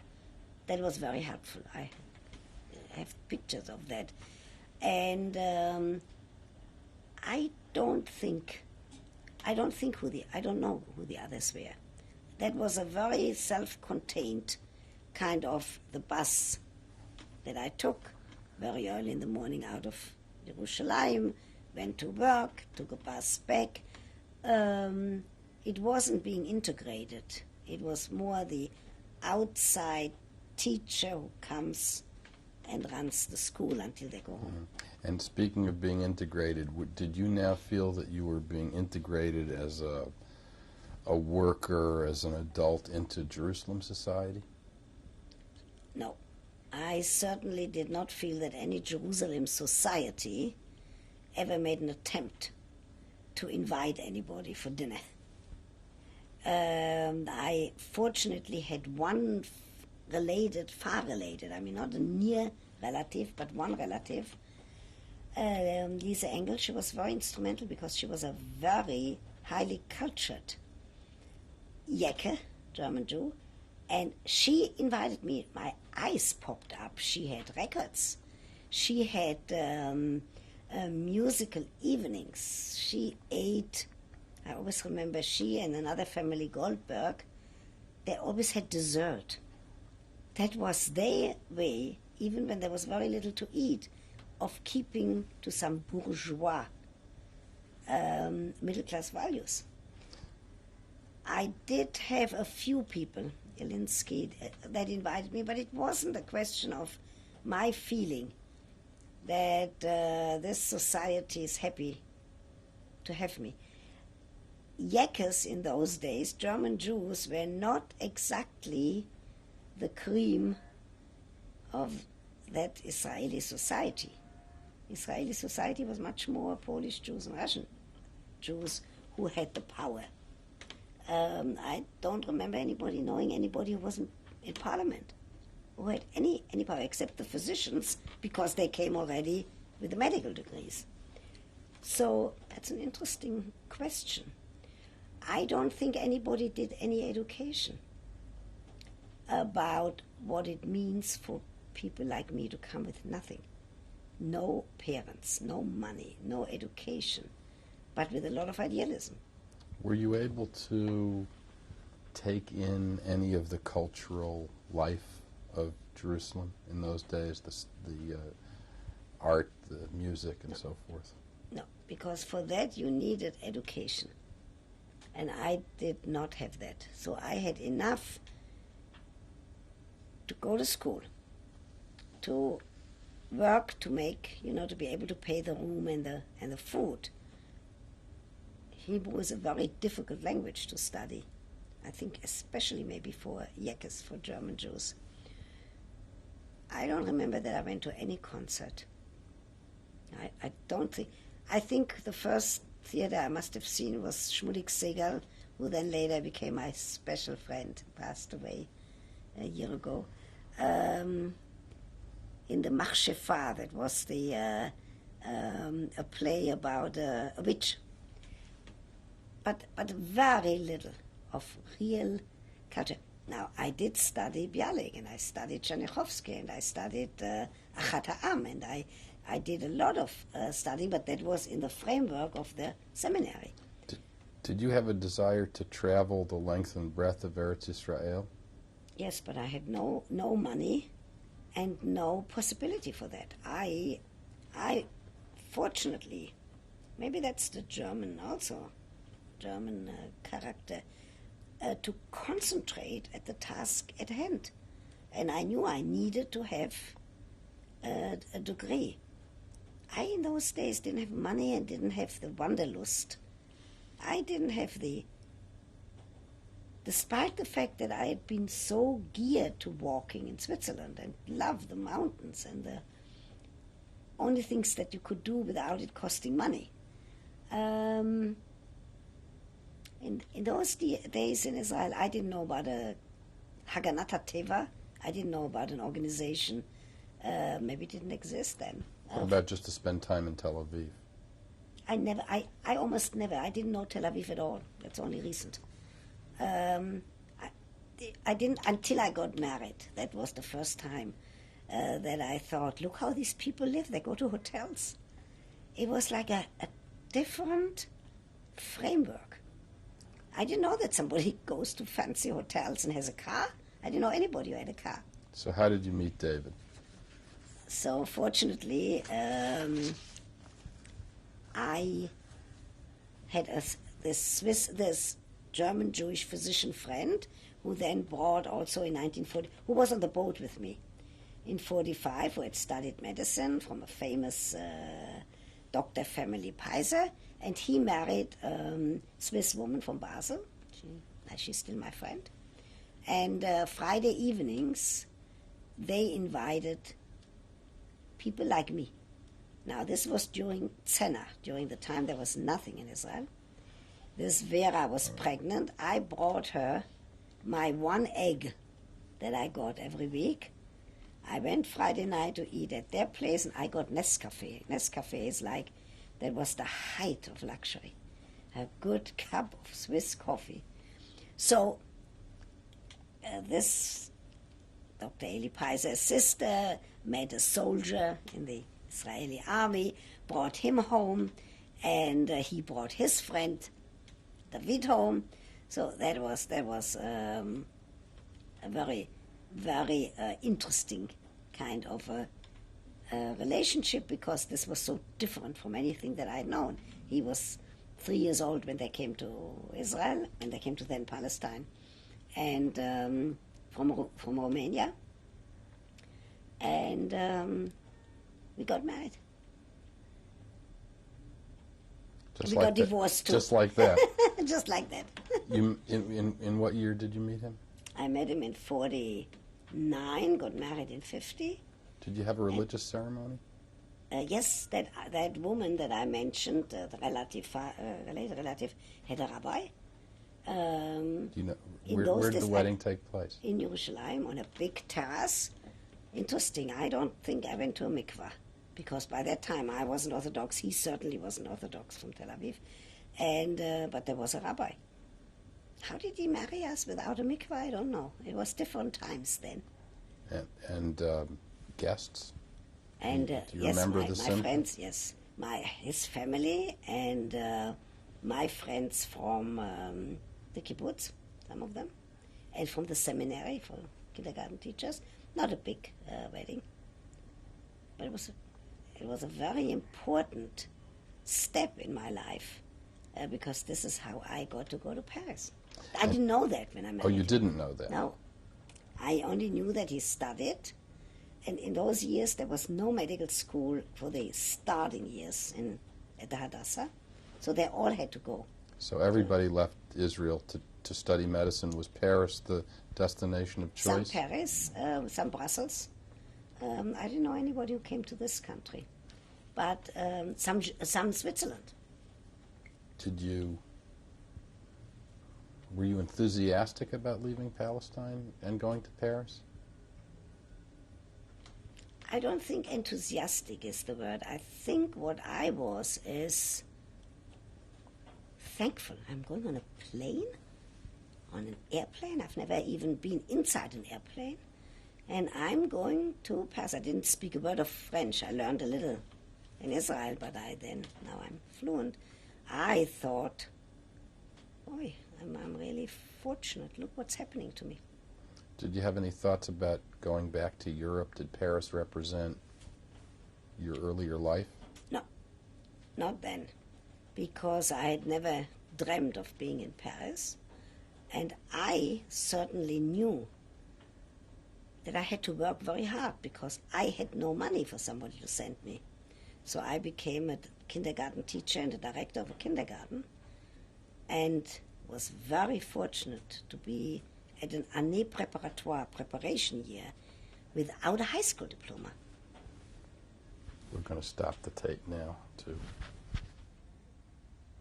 This is tape number 5 of an interview with Dr. Ruth Westheimer.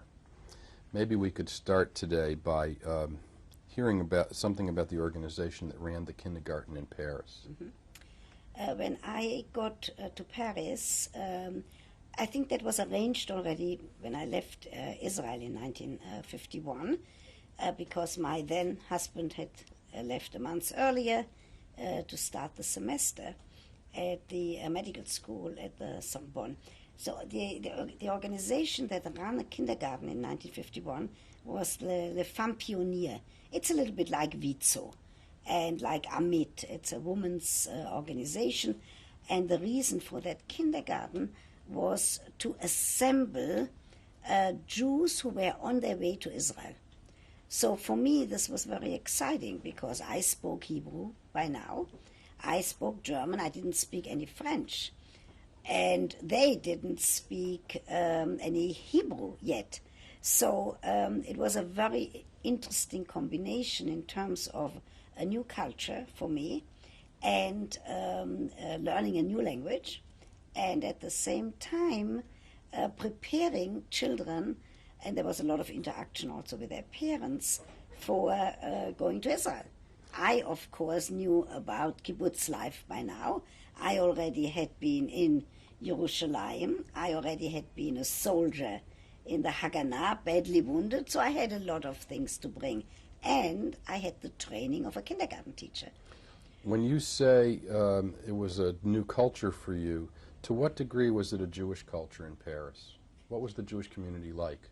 Actually, I really, except for being in the kindergarten and running that kindergarten and being in touch with that Jewish Zionist women's organization, that was not a Jewish environment for me. I mean, I knew where the Rue de Rosier was, and I knew the history of the Resistance, but I knew where the synagogue was, but I didn't, we were all Israeli students, much more Cholani, that means much more. Go back for 1 second. Go back to 1 second. Cholani is the wrong word. Can you go back? No. Okay. Much more not religious than what you would think of today. Not affiliated. I didn't belong to a synagogue. I went to the Rue de la Victoire. There was a big, beautiful synagogue when there was a happening or something. But I knew where the Israeli consulate was because I was there with an Israeli passport. But there was not a real a Jewish kind of life, except we did eat at student restaurants. I by then had entered the Sorbonne in addition to working, and the University of Paris. And on Shabbat, on Friday evenings, the whole group of Israeli, that was really my cohort, and friends, we ate at a Jewish Orthodox restaurant near the Jardin de Luxembourg. And the funny thing that comes to my mind is we were so poor that when we went to coffee houses, for example, Le Petit Suisse was one of them at the Jardin de Luxembourg, we ordered 1 cup of coffee for 2 people. They also called me La Marquise because we were poor. We could not afford even wine, even so French wine was cheap. but I took water, and I said, let's all make believe that this is white wine. So they called me La Marquise. France in general were very productive years for me because I learned French very fast.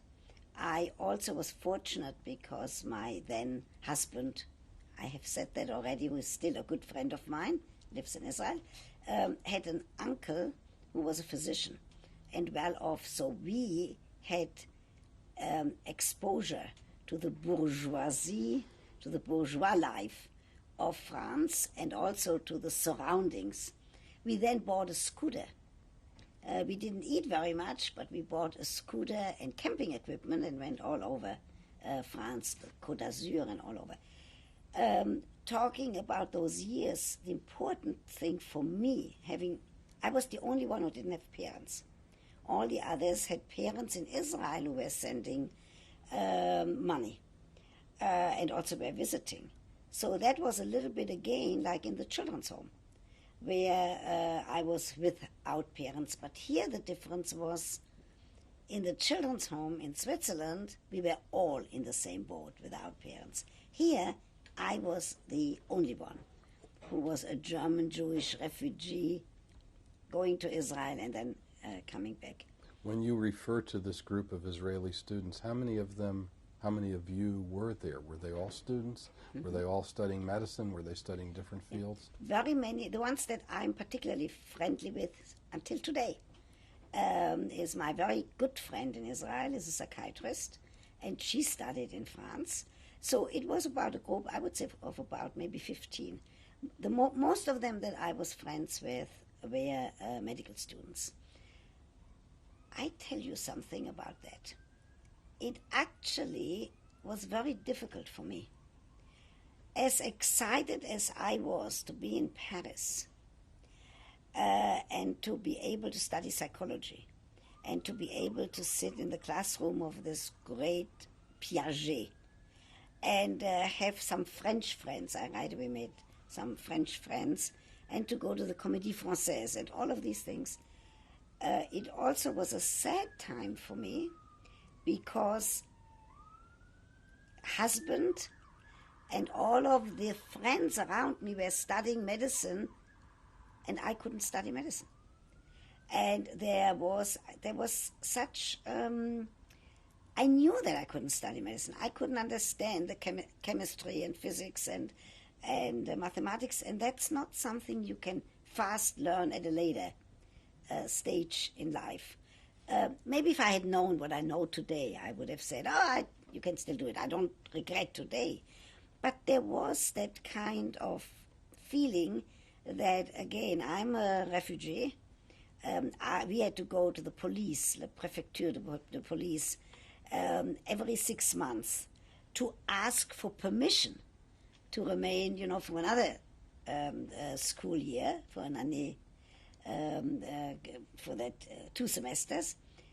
And that was, again, a kind of a psychological feeling of being dependent on another government. But it was different because I already had an Israeli passport. I was somebody.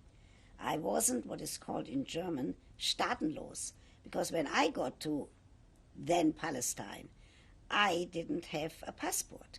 I had papers that they gave me to enter Palestine. I never had a British passport because after I was in Palestine, then it became Israel, so I eventually had an Israeli passport.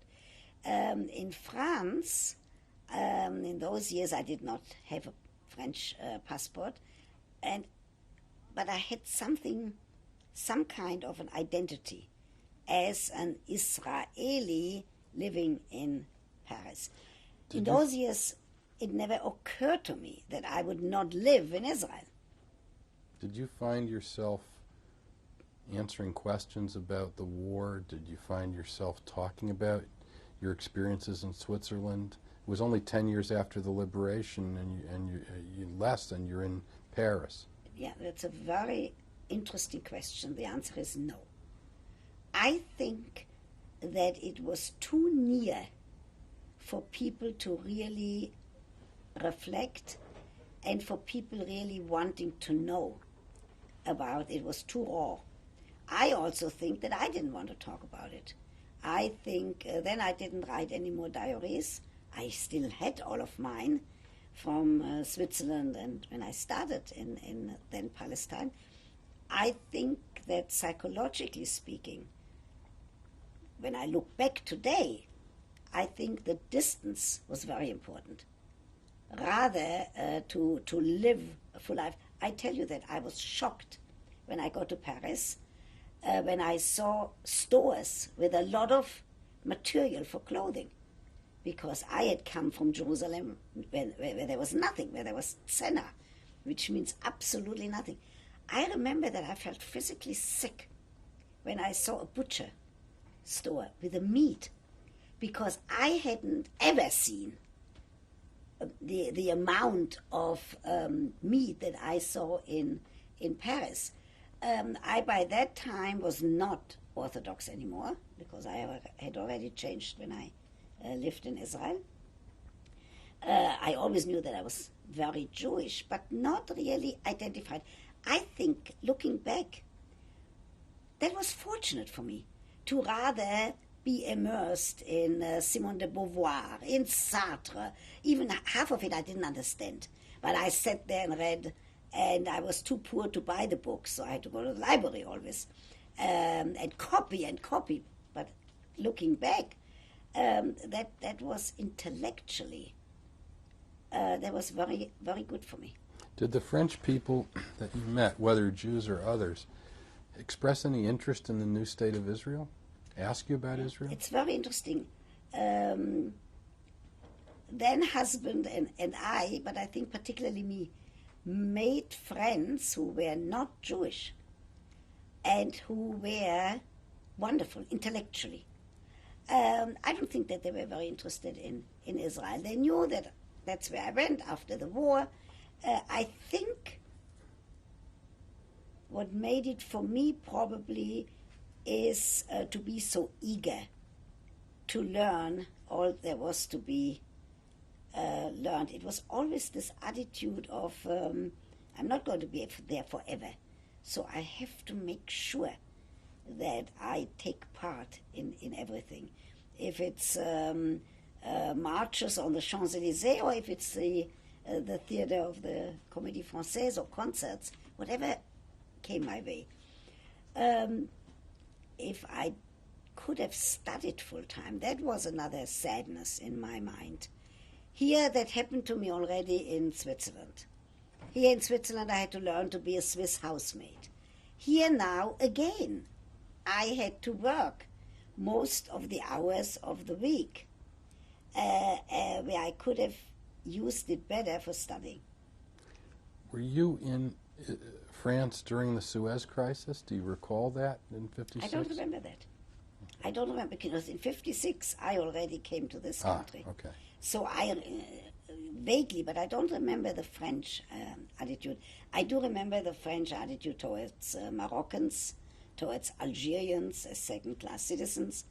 I do remember that I, at the Sorbonne, because of insecurity, I had flunked an exam, prepared again in physiology, and studied it very well. But I was so worried and so insecure that I wrote myself some notes in the seam and was caught.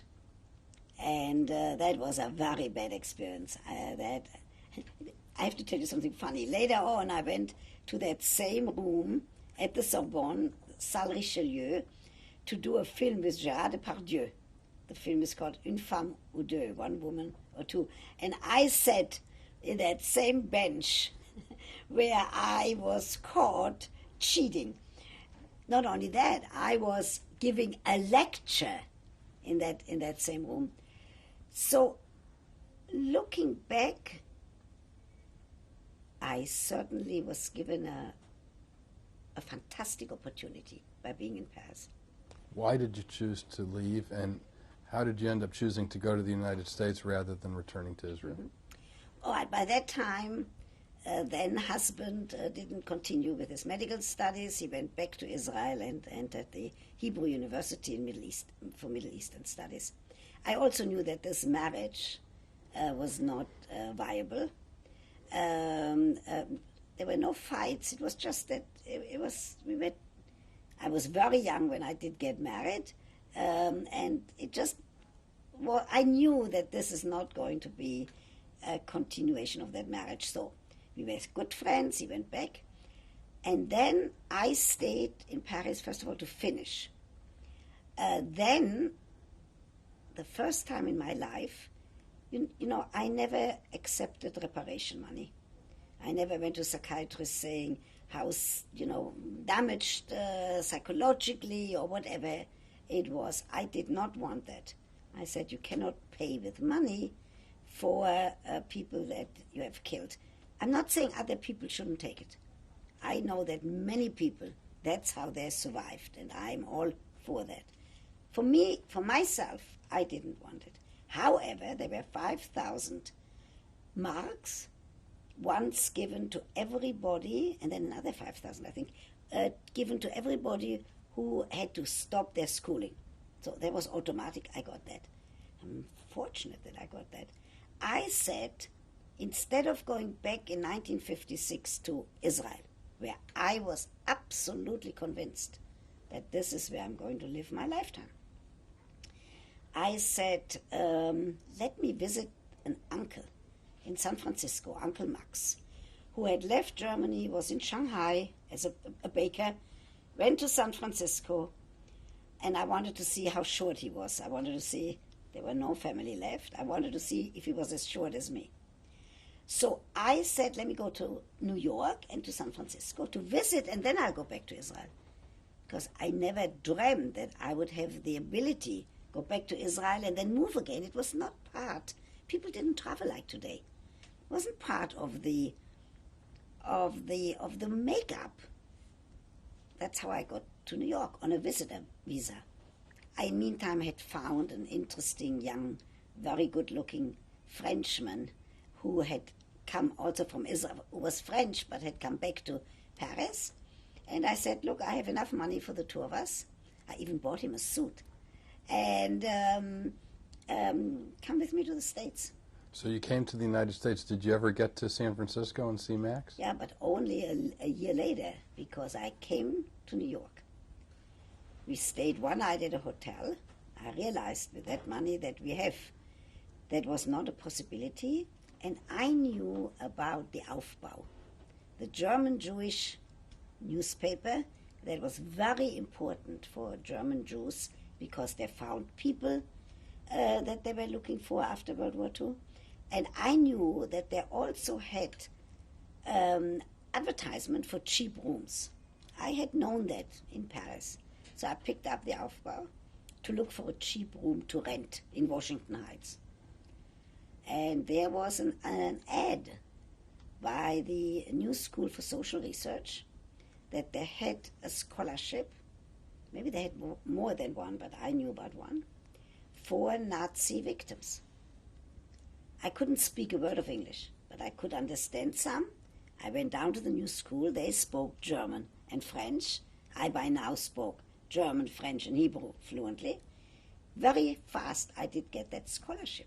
I said, Hoop, hold it. I'll pick up a master's in psychology, I thought. It's interesting. Today, there is a Ruth Westheimer Fellowship at that New School that pays the tuition for 3 students. There were lots of refugees at the New School. The New School was the school, New School for Social Research, the school in exile. And there were German and Austrian refugees, not just Jews, refugees who had to leave Europe and came to the United States, were not accepted by any, even though they were brilliant scholars, not accepted by any American university. It's not like today. Not Harvard, not Yale, not Princeton. No university would accept these refugees. So Al Johnson started a school for them. And it's interesting that graduate faculty of Social Science and the new school for social research is still in existence. So I started to study psychology. I did not like it because it was experimental. And I was more interested in people. I switched to sociology and did get a master's in sociology.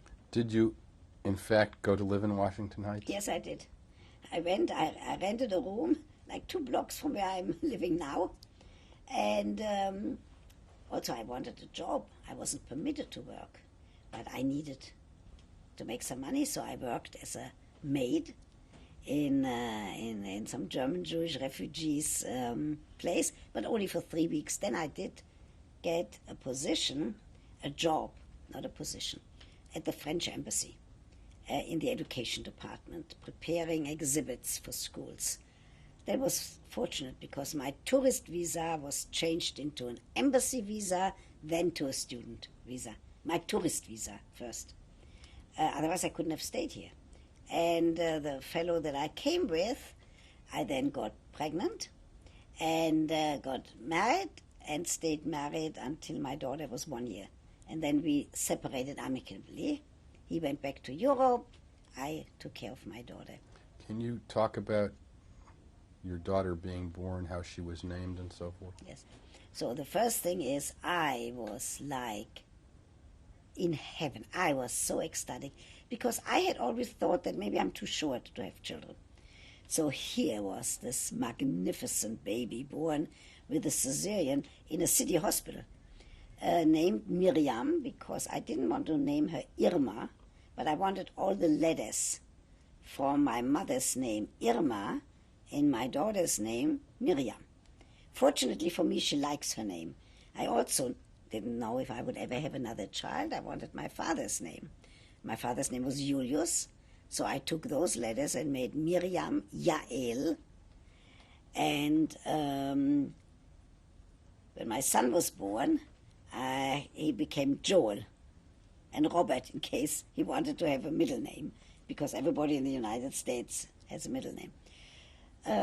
But my son was born from Fred. You, therefore, were a student. You were working. Yes. You were a mother. Yes. You were, to some degree, in a community of refugees at the new school, and to another degree, a community of refugees in Washington Heights. Right, I fitted in there. New York, for me, was ideal. The people at the new school were ideal for me because of their scholarship, but also because of the European feeling and knowledge. Kurt Goldstein, they were famous. Max Weber was taught by somebody by the name of Meyer. So the professors were from Europe.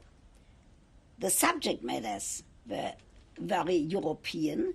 So I really got a continuation of the Sorbonne at the new school. At the same time, I lived in Washington Heights, and which was very much German Jewish habitants. I couldn't afford a synagogue, but I went to a synagogue because an old aunt from Wiesenfeld, who was not a blood related, but who married one of the old uncles, and I was very happy. I have a relative. So she belonged to an Orthodox synagogue, and I went there. In those days, they didn't ask for tickets. I was just able to go, and I went with Miriam to walk around the synagogue to show her in her carriage. Actually, there was an organization called Self-Help, and that organization ran a kindergarten, Help and Reconstruction. That kindergarten was right near in Washington Heights. They were instrumental. First, I had Miriam with a family for a few months until she was toilet trained and could go to that kindergarten. That kindergarten was ideal because, again, the people who were running it were German Jews, very warm. They loved Miriam. Miriam had a very good home during the day there. Very often, before she was there, when she was in a family, and there was a Jewish family service who helped pay for that, she had eaten because the family fed her. I came home from work, but during those years I worked in market research, $1 an hour. I was very hungry, but first I picked up Miriam, had to walk 10 blocks in ice and snow to go home. But it was not unhappy years in Washington Heights. I still thought I would go back to Israel. So again, as in Paris, you thought you were going back to Israel. People must have seen you as, and perhaps they were more curious about Israel in America than in France? I don't know, because the German Jews who lived in Washington Heights were not necessarily Zionists. Otherwise, they would have gone to Israel. They were trying to be good American citizenship. When I visited, you saw the American flag in the hallways, not the Israeli flag. I felt guilty, which is the proper designation, by being in the United States, being able to study, by not being in Israel. I felt very much what is called in Hebrew a yoredet, somebody who left Israel, even though I did not know then that I would not go back. So even though the events in Israel were certainly of interest, it took a few years before I was able to visit because I didn't have the money. When I lived alone with Miriam, I was fortunate. I always had a lot of friends. So I had no money, but I could buy potato chips. The parties were in my apartment. I didn't have a car. Or when they were someplace else, somebody picked me up. I took Miriam along. They all remember that when they went into the bedroom in somebody else's house, if they saw coats on a bed in a circle, then they knew Miriam was there in the middle. You studied at the New School and then had to do a master's thesis. Mm-hmm. Talk about your research. Mm-hmm.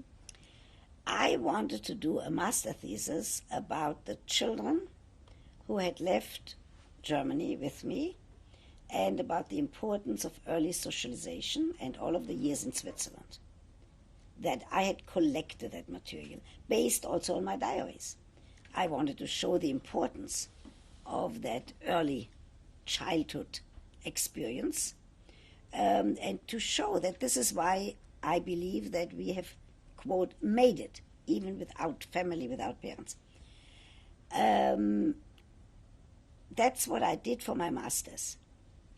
And of course, that fitted into the New School. Out of that master's of those children, I then did a book in Switzerland, in German, with a famous Swiss author, Alfred Hesler, who wrote The Boat is Full. Die Geschichte der Carola Siegel, the story of Carola Siegel. And that was based on my diaries and on my interviews with those children who were with me and the older group who were near Basel. That was fortunate for me. Psychologically, it helped me to keep part of that past alive while being in a brand new language, a brand new environment, and a brand new country. I still did not think that I would stay here. I didn't feel like I'm an American. I felt like I'm an Israeli living in America for the time being to get education. Did you by now reflect back on the period of the Holocaust at all? You see, it's a good question. I think that not only did I try to protect people around me from the sadness of not having had parents and from the sadness of having been an orphan at the age of 10, I think to some extent I protected myself. When I came here, when I was at the New School, because everybody else went to therapy, I wanted to see what that's all about, and I found a therapist that was free at a clinic. He was wonderful. His name was Arnold Bernstein. He's actually the first one who said, "So you were an orphan." That shook me a little bit because I had never thought of myself as an orphan. So I think to some extent I was so busy doing the things that were needed now, trying to get someplace, that I didn't even permit myself to think much about the Holocaust. Okay, we're going to end the tape now. This is tape number 6 of an interview with Dr. Ruth Westheimer. You know, I want to say another sentence about that. It took me many years to permit myself to visualize any of the happenings during World War II. If you do remember, I told you how my father was taken to that truck. If you remember, I told you how my mother and grandmother were running in Frankfurt to wave one more time to the train. But it took me many years to really permit myself to think about Auschwitz or about any of the hunger and the pain and the horror. I think that it probably was a kind of a protecting myself. It's not just protecting others, but it's also protecting myself in order to be able to forge ahead. You began to finish your studies. You were moving on to a career. How did you end up staying in the United States? So here I was with many friends, thinking, always telling everybody I'm going back. There were some friends who said, what are you going back? You know, you can be here and make a career, but I didn't really deep down think I would stay here. I then, in 1960, 1959 I got my master. In 1960, I went skiing with 3 friends. I still had very little money. So when we went skiing, we shared the car, we shared the gasoline, we shared the food. So somebody called and said, my friend Dale called and said he has a friend who has 2 spaces available skiing. When I heard the word skiing, I thought that's fantastic because I knew how to ski from Switzerland. And I had somebody in Teaneck, New Jersey, Ricky, who was willing to take my daughter. She's some kind of relation, but very far away. She's also one very instrumental because I wore her children's clothing because I didn't have clothing, and all of Miriam's clothing came from her children's too, from her children's clothing. So I went skiing, and I went skiing with 3 friends, 3 guys, and that's where I met Fred Westheimer on a ski slope because we went up a T-bar, and I was with a tall friend. It was very uncomfortable when it was on his kind of behind. It was on my neck. When it was on my behind, it was on his ankle. It was impossible. So somebody introduced me to Fred and said he's the president of that Jewish ski club that all of us are staying at the same little pension, little lodge. And I said to the tall friend, I said, you know what? I go up the mountain with this little one, with this short one, and I'll meet you up there. So I went up the mountain. I already then knew. Fred didn't know about it because he was by that time 35, had never been married. And after that one weekend, he played the harmonica. He skied, even though he skied in his World War II American uniform. He was born in Germany, in Karlsruhe. He was fortunate. He left with his parents to Portugal, and then the parents sent him to finish high school here and to study. He went to the American Army. So that's how I met Fred, and married in 62, in 61. And 63, our son Joel was born. In the meantime, Fred also adopted legally Miriam. By that time, I knew I'm going to stay in this country. Why? Because I knew that I went with Fred to Israel to see if that's something that he would like. Fred would not have, he said right away, he doesn't want to be in a country where it's so hot. It was during the summer. They did offer him a job at the post office. He was an engineer. But Fred really didn't want to move to Israel. By that time, I knew there are 2 children here. I'm going to raise my children. So talk about how your career then progressed. So by now I had a master's and worked at the School of Public Health at Columbia University part-time in research. Fortunately, the money ran out. I needed a job, and I was offered in 1967 a position with Planned Parenthood of New York City. In research, I thought these people are crazy. They talk only about sex. They don't talk about literature, not about the weather, not about philosophy, nothing. But very fast I said, oops, that's a very interesting subject matter. So I then went to Columbia University. I had tried to get a doctorate in sociology at the New School and was not successful. It was too theoretical. And I first thought maybe I'll get a doctorate in public health, but that wasn't for me. It was a lot of epidemiology. I went to Teachers College in a program that was a doctorate in the interdisciplinary study of the family. First I started part-time because I was working. I had 2 children. And then I went full-time. I got a doctorate in 1970. There is now a scholarship, Ruth Westheimer Fellowship at the New School, at the Teachers College, because they also helped me. So it's very nice to be able to give back to society. So in a way, you stayed in the field of education from the time you were taking care of little children until the time you were teaching adults. Absolutely. I really stayed an educator. That's why I always say I'm not a theologian, I'm not a politician, I'm an educator.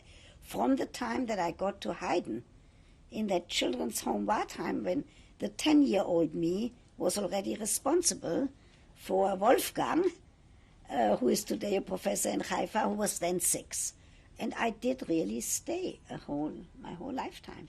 I suppose it would be appropriate to ask, after you began at Planned Parenthood and at first thought they were crazy and then thought better of it, how did you develop this particular expertise? Actually, I think that the expertise came with that job. I followed 2,000 patients and their contraceptive history, and in those years abortion was not legalized, their abortive history. And I was eager to learn. Once I liked that subject matter, I was very eager to learn. I went to all of these seminars. I went to all of the conventions. I gave papers and sat in other seminars. And then when I got my doctorate in the study of the family, that summer I started to teach at the university at Lehman College. I thought, that's the height of what could have happened to me.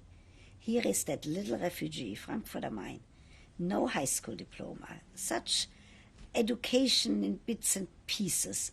I'm a professor, an assistant, first a lecturer, then an assistant professor at the City University, teaching psychology of education and also teaching how to teach sex education from kindergarten through 12.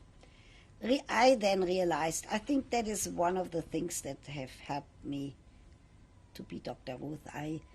The best quality about me is that I know what I don't know. I realized I didn't know enough. People asked me questions. I didn't know enough. So I was fortunate to be accepted in a program at Cornell Medical School. Here I was now at the medical school. Finally. Dr. Helen Singer Kaplan, who was a wonderful trainer, and in a human sexuality program, learning to be a sex therapist. Now I had the academic, and I had the education background, and now I got the clinical background. I stayed there for 7 years, 2 years being trained as a sex therapist, and then 5 years training others. You retained an interest in the Swiss children and Professor Hassler and so forth. Did articles were published? Hassler and I met every year when I went to Switzerland. I still like this man very much.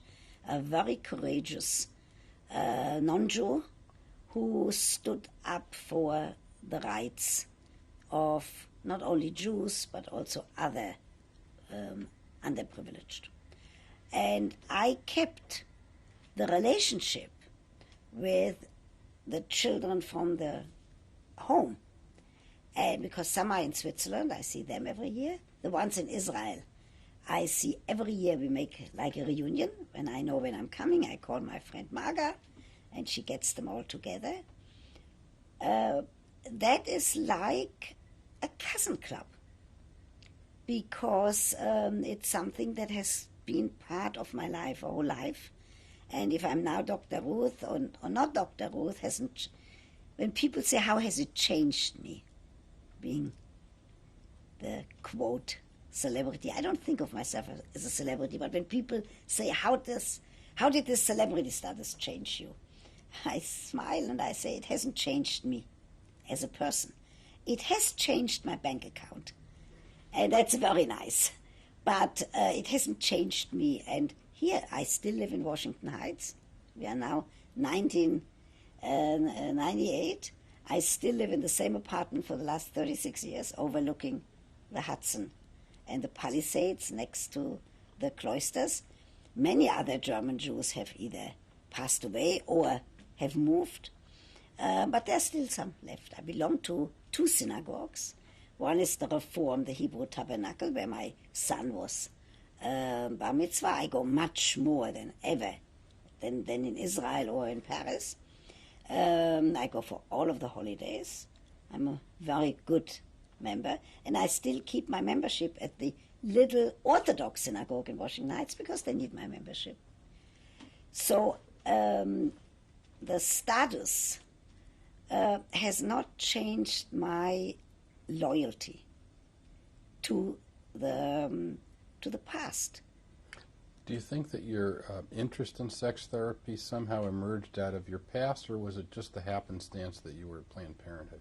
That was just a happenstance. That was just, there's a little Jewish angel who is watching over me and who has decided, that's an interesting subject matter for this little Ruth Westheimer.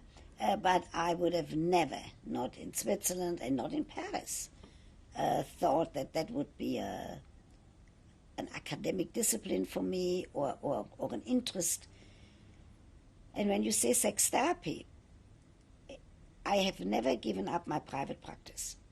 So yesterday, when I'm successful with a couple, and that's not just sex therapy, that's relationship therapy, that's being a therapist, that makes me very pleased. I walk away, I feel taller than my 4'7". When people meet me in the street and they say, you helped me, or you are a role model, or yesterday a young woman said, I can't tell you how much you influenced me, you saved my life. That's nice. Talk about getting involved in the public media. Mm-hmm. I mean, in other words, you're a teacher, you're a therapist, suddenly you're visible publicly. Fortunately, the publicity and the television and the radio all happened after my children were already away from home. My son was at Princeton, after Horace Mann, Princeton, and my daughter was in Israel at the time. And they realized what was happening to me when Miriam came to visit. I took Broadway theater tickets, house seats, the best seats in the house. We afterwards went to Sardis with the rider and the actors. So Miriam said, it's not bad to be famous. We sit in the best seats, we go afterwards. So this was very fortunate because of the subject matter that I'm talking about also. When Joel, the first year in Princeton, they asked me to come and speak, I asked him, do you want me to come? And he said yes, and he, in big Woodrow Wilson Auditorium, he was the first one to raise his hand. When I asked for questions, he said something about sex education. what it must have done to him to hear in the whole summer, every Sunday night, my voice blaring out of all of the dormitory windows. But it seems that he survived it. Just for the record, so how did you get involved in radio? I tell you and how I television? did get involved. So here I was at on the staff at Cornell Medical School in the Department of Psychiatry twice a week, giving my time to train others. And I was a professor, and a letter came to that program, not to me, asking if one of us would address a group of radio broadcasters, community affairs managers, of the need for sex education, because they had a law that they had to get together, assess community needs. Nobody in that group, there were 25 people, wanted to go because there was no money attached. And I said, I'll go. Because if I can talk for 15 minutes and they have to be quiet and listen to me about the need for sex education. Nobody knew about AIDS then. That was 1980. I did say you are significant others. That's a sociological term. You have the power of the airwaves. Not everybody has the luxury to sit in my college classroom. We have the knowledge there are 1.5 million unintended pregnancies. There are sexually transmitted diseases. You have an obligation. So within 1 week, I was interviewed on NBC Radio, and the next 2 days later, they gave me 15 minutes, a quarter after midnight. And that was taped. I did it on Tuesday afternoon, and it was on the air Sunday. I realized something is happening because on Tuesday afternoons at NBC, when I taped, nobody worked. They all listened. And look what and the fortunate thing was that I was not greedy. There was very little money, and I did it every week. I didn't do it once a month. I wanted the answers on the air the next week. And look what happened. So one thing led to another. One thing led to the television. In the meantime, I have 17 books. Okay, this history is probably well documented. You've mentioned Miriam and you've mentioned Joel. Perhaps you could fill in the rest of the story about your grandchildren. I should hope that you're asking me about grandchildren. So Miriam, fortunately, is married, my son-in-law Joel, and they have an 8-year-old Ari and a 2-year-old Leora. And my son Joel got married with his wife Barbara, and they have a 6-month-old Michal. And it's very nice to be a grandmother. That's why I'm doing many projects right now, a children's book for children about grandparents, an adult book about grandparents, and a documentary about the transmission of values from grandparents to grandchildren. I don't do babysitting because I want to be with them when they're awake, not when they're asleep. But I do see them every single week. I'm very fortunate. And what's very important, when I look at these grandchildren, and that doesn't happen to me only once or twice, I have that strong feeling of not only being thankful that I'm around, but also the sadness that I always felt that my parents never saw my children, that my children didn't have grandparents from my side. But I have a strong feeling that Hitler and all of the Nazis did not wanted me to have grandchildren. So that's an overriding, very strong feeling of triumph, of feeling of saying, you see, with all the sadness, there is nobody that has grandchildren like mine. The best looking ones and the smartest, and in the whole wide world, that nobody say that they have anything that even approaches these three. You know, we know that you've been very reticent in Switzerland, and then in Israel, and then in Paris, and in the beginning years in the United States to reflect back on the period of the Holocaust, both because you were busy doing other things and because there was a certain measure of protection of others, protection of yourself. And yet, in recent years, you've been more willing to confront those years and also to work for remembrance in the larger community. Do you want to say anything about that? Yes. First of all, I feel very strongly that Holocaust museums and all kind of places for education have to be around. I also feel a tremendous responsibility that if people like me, I'm now 70, if people like me don't tell the story, then there will be people who will say it never happened. So I have a responsibility for that. I sometimes do give lectures on children of the Holocaust by orphans of the Holocaust, not children of the Holocaust. It's different. I do not belong to the survivors' organizations because I never had to be in a camp. So I'm an orphan of the Holocaust. It's a different flavor. I do talk about that in terms of teaching, how important it is to learn from the past, to learn about educational aspects, all of those mistakes that were made, so that they should not be repeated. I felt an urgency because you people are collecting all of these memories. I did not look forward to this. If I could have weaseled out for a little longer, I would have done that. But then I decided the time has come and I really have to do it. It's not easy. And it's not easy, I said that to you in the beginning here, that German Jews have this stiff upper lip and don't cry in public. Or don't really cry much at all. And I think it's very important to realize that. That doesn't mean that they're not sad. It doesn't mean that they don't have this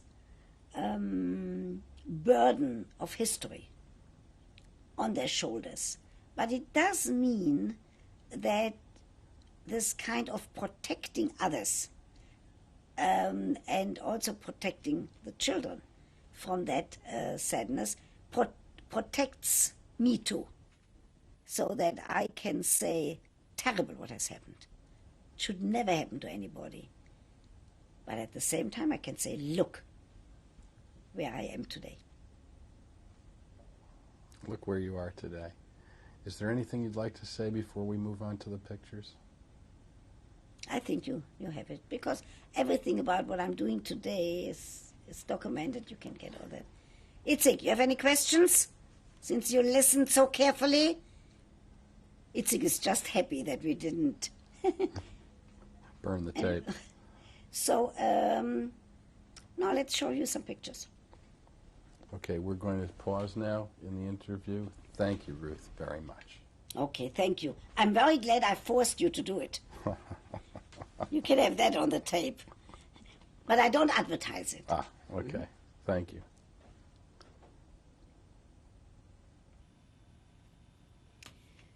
This are my maternal grandparents, the parents of my mother. To the right, you see Moses Hanauer.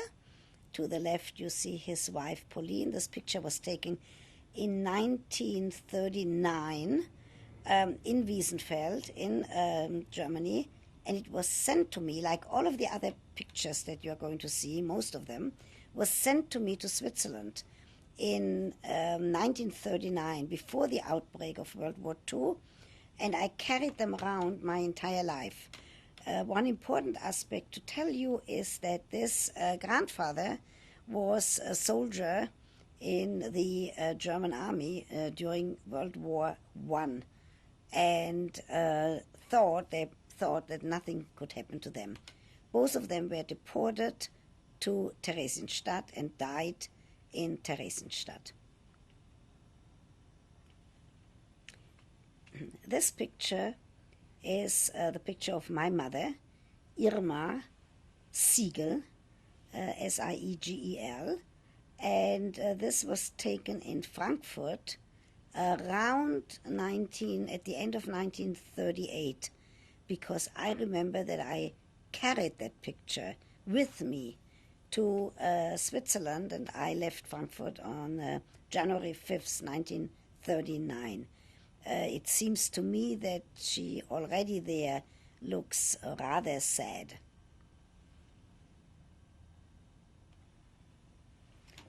This is a picture of my uncle, Lothar Hanauer, taken in 1938. I carried that one with me to Switzerland. He later was called Yehuda Naor because he went on Hachshara and went to the kibbutz Ashdod Yaakov in Israel. He later lived in Bustana Galil with his wife, Lotte, and their son, Tal. I loved this uncle. He was my chocolate uncle because he sold chocolate, and he also bought me my first roller skates. This is my mother's sister, Erna. She lived in London. She moved there also in 1938. The picture was taken in 1938. She worked as a housemaid in London. She married a Chassid. His name was Fingerhut. No children. And that is another picture that I carried with me my entire life. This is Uncle Max, another brother of my mother, who was fortunate enough to immigrate from Germany to Shanghai.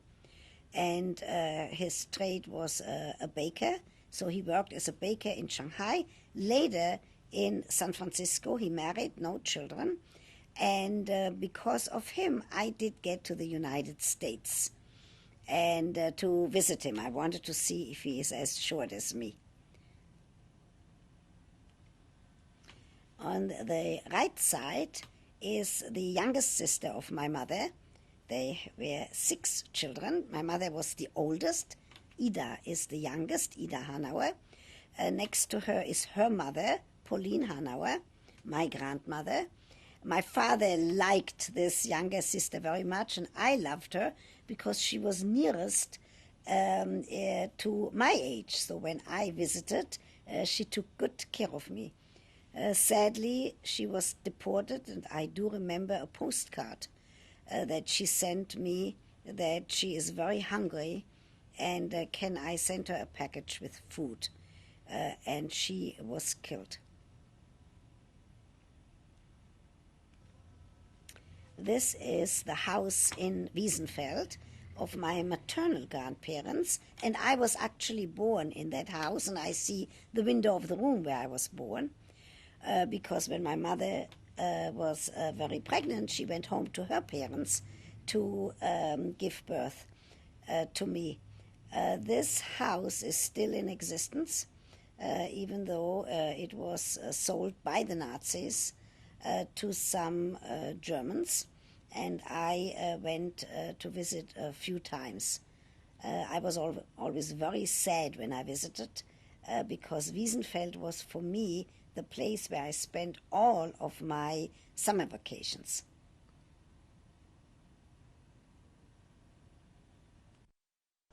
This is the beginning of tape number 7, interview with Dr. Ruth Westheimer. This is my paternal grandmother, Selma Siegel, and she was a tremendous influence in my life because she lived with us, with my mother, father, and myself, in Frankfurt am Main. She's also the one who did not believe that anything bad could happen, and used to write to me in her letters to Switzerland, not only to be a good and faithful to the Jewish tradition and believing in God, but that she's not going to move out of Germany. And she was deported to Theresienstadt and died there. This is a picture of my father, Julius Siegel. taken in 1938, so that I should have a picture to take with me to Switzerland. I carried that picture around for my whole life. And when I look at that picture, I'm very sad because he never had the ability to be a grandfather and to see my children. He was deported to Theresienstadt and died there. Here is a picture of a happy family, a father, a mother, myself, in Wiesenfeld, because every year we went to visit my mother's parents, and that's the way they took pictures in those days, standing very still and upright.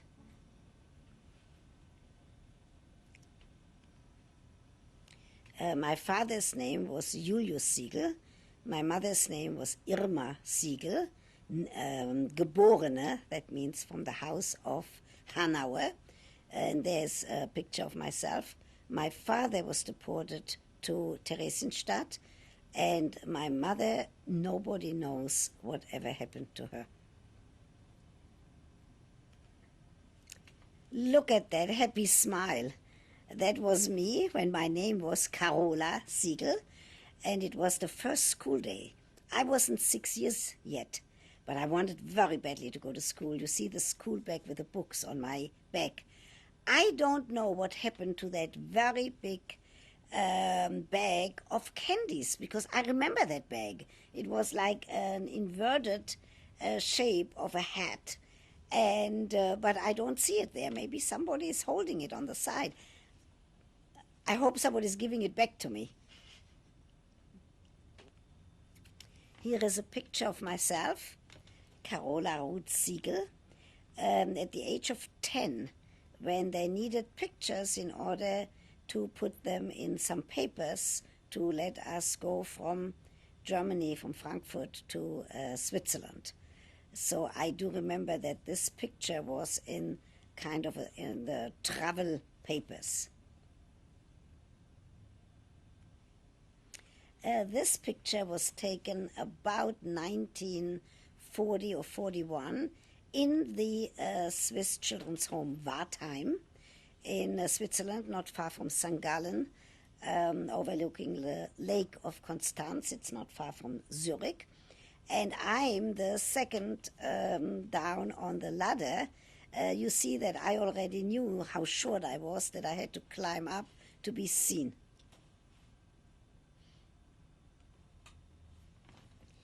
Here you see me, the third one from the right in the back row, and the picture was publicized as the shortest kindergarten teacher in the world, because I was responsible at the children's home for all of these children that you see on the picture.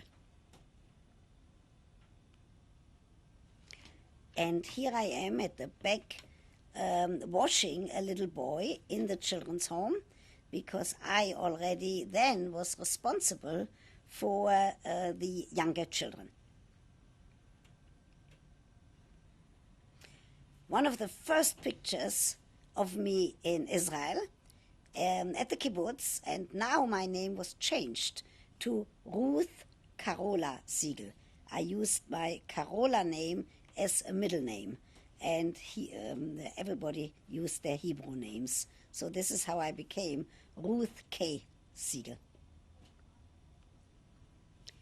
Here I am in the background, being the kindergarten teacher for all of those Yemenite children in Eshtaol. That was in 1950. And as you can see again, here there are small children around me and a Yemenite helper in the foreground.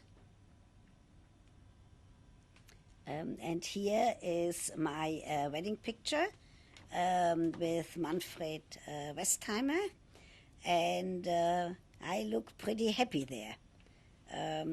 Fred passed away a year and a half ago, which means in 1997, And this is a picture that is at home in a special place.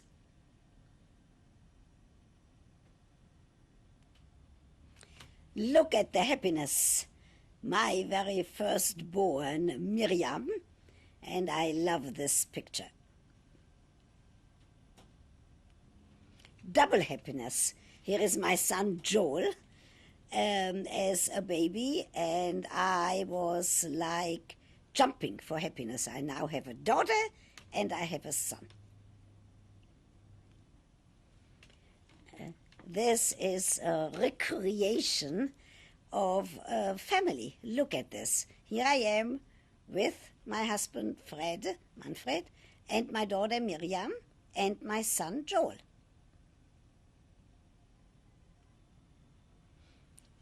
Look at those smiles. I'm in the middle. My daughter is to the right, my son Joel to the left, and we are hugging each other very tightly. Here is my daughter Miriam with her son Ari, my grandson.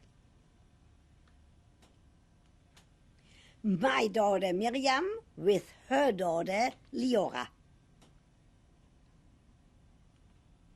Look at the happiness. My son Joel with his daughter Michal. His wife Barbara is not there. She's in another room, and also the picture before doesn't show my son-in-law Joel. Look at this. They made me, on my birthday, June 4th, 1998, a big surprise party for my 70th birthday. Sadly, my husband is missing because he passed away a year and a half ago. And it's my daughter and my son and my friends who organized this surprise party. My message to the next generation is to not forget the past, maybe to draw a lot of strength from from being Jewish and from all of those experiences that we Jews have had, and to be wonderful parents and grandparents, and to keep on that tradition of family life and being together for many years to come.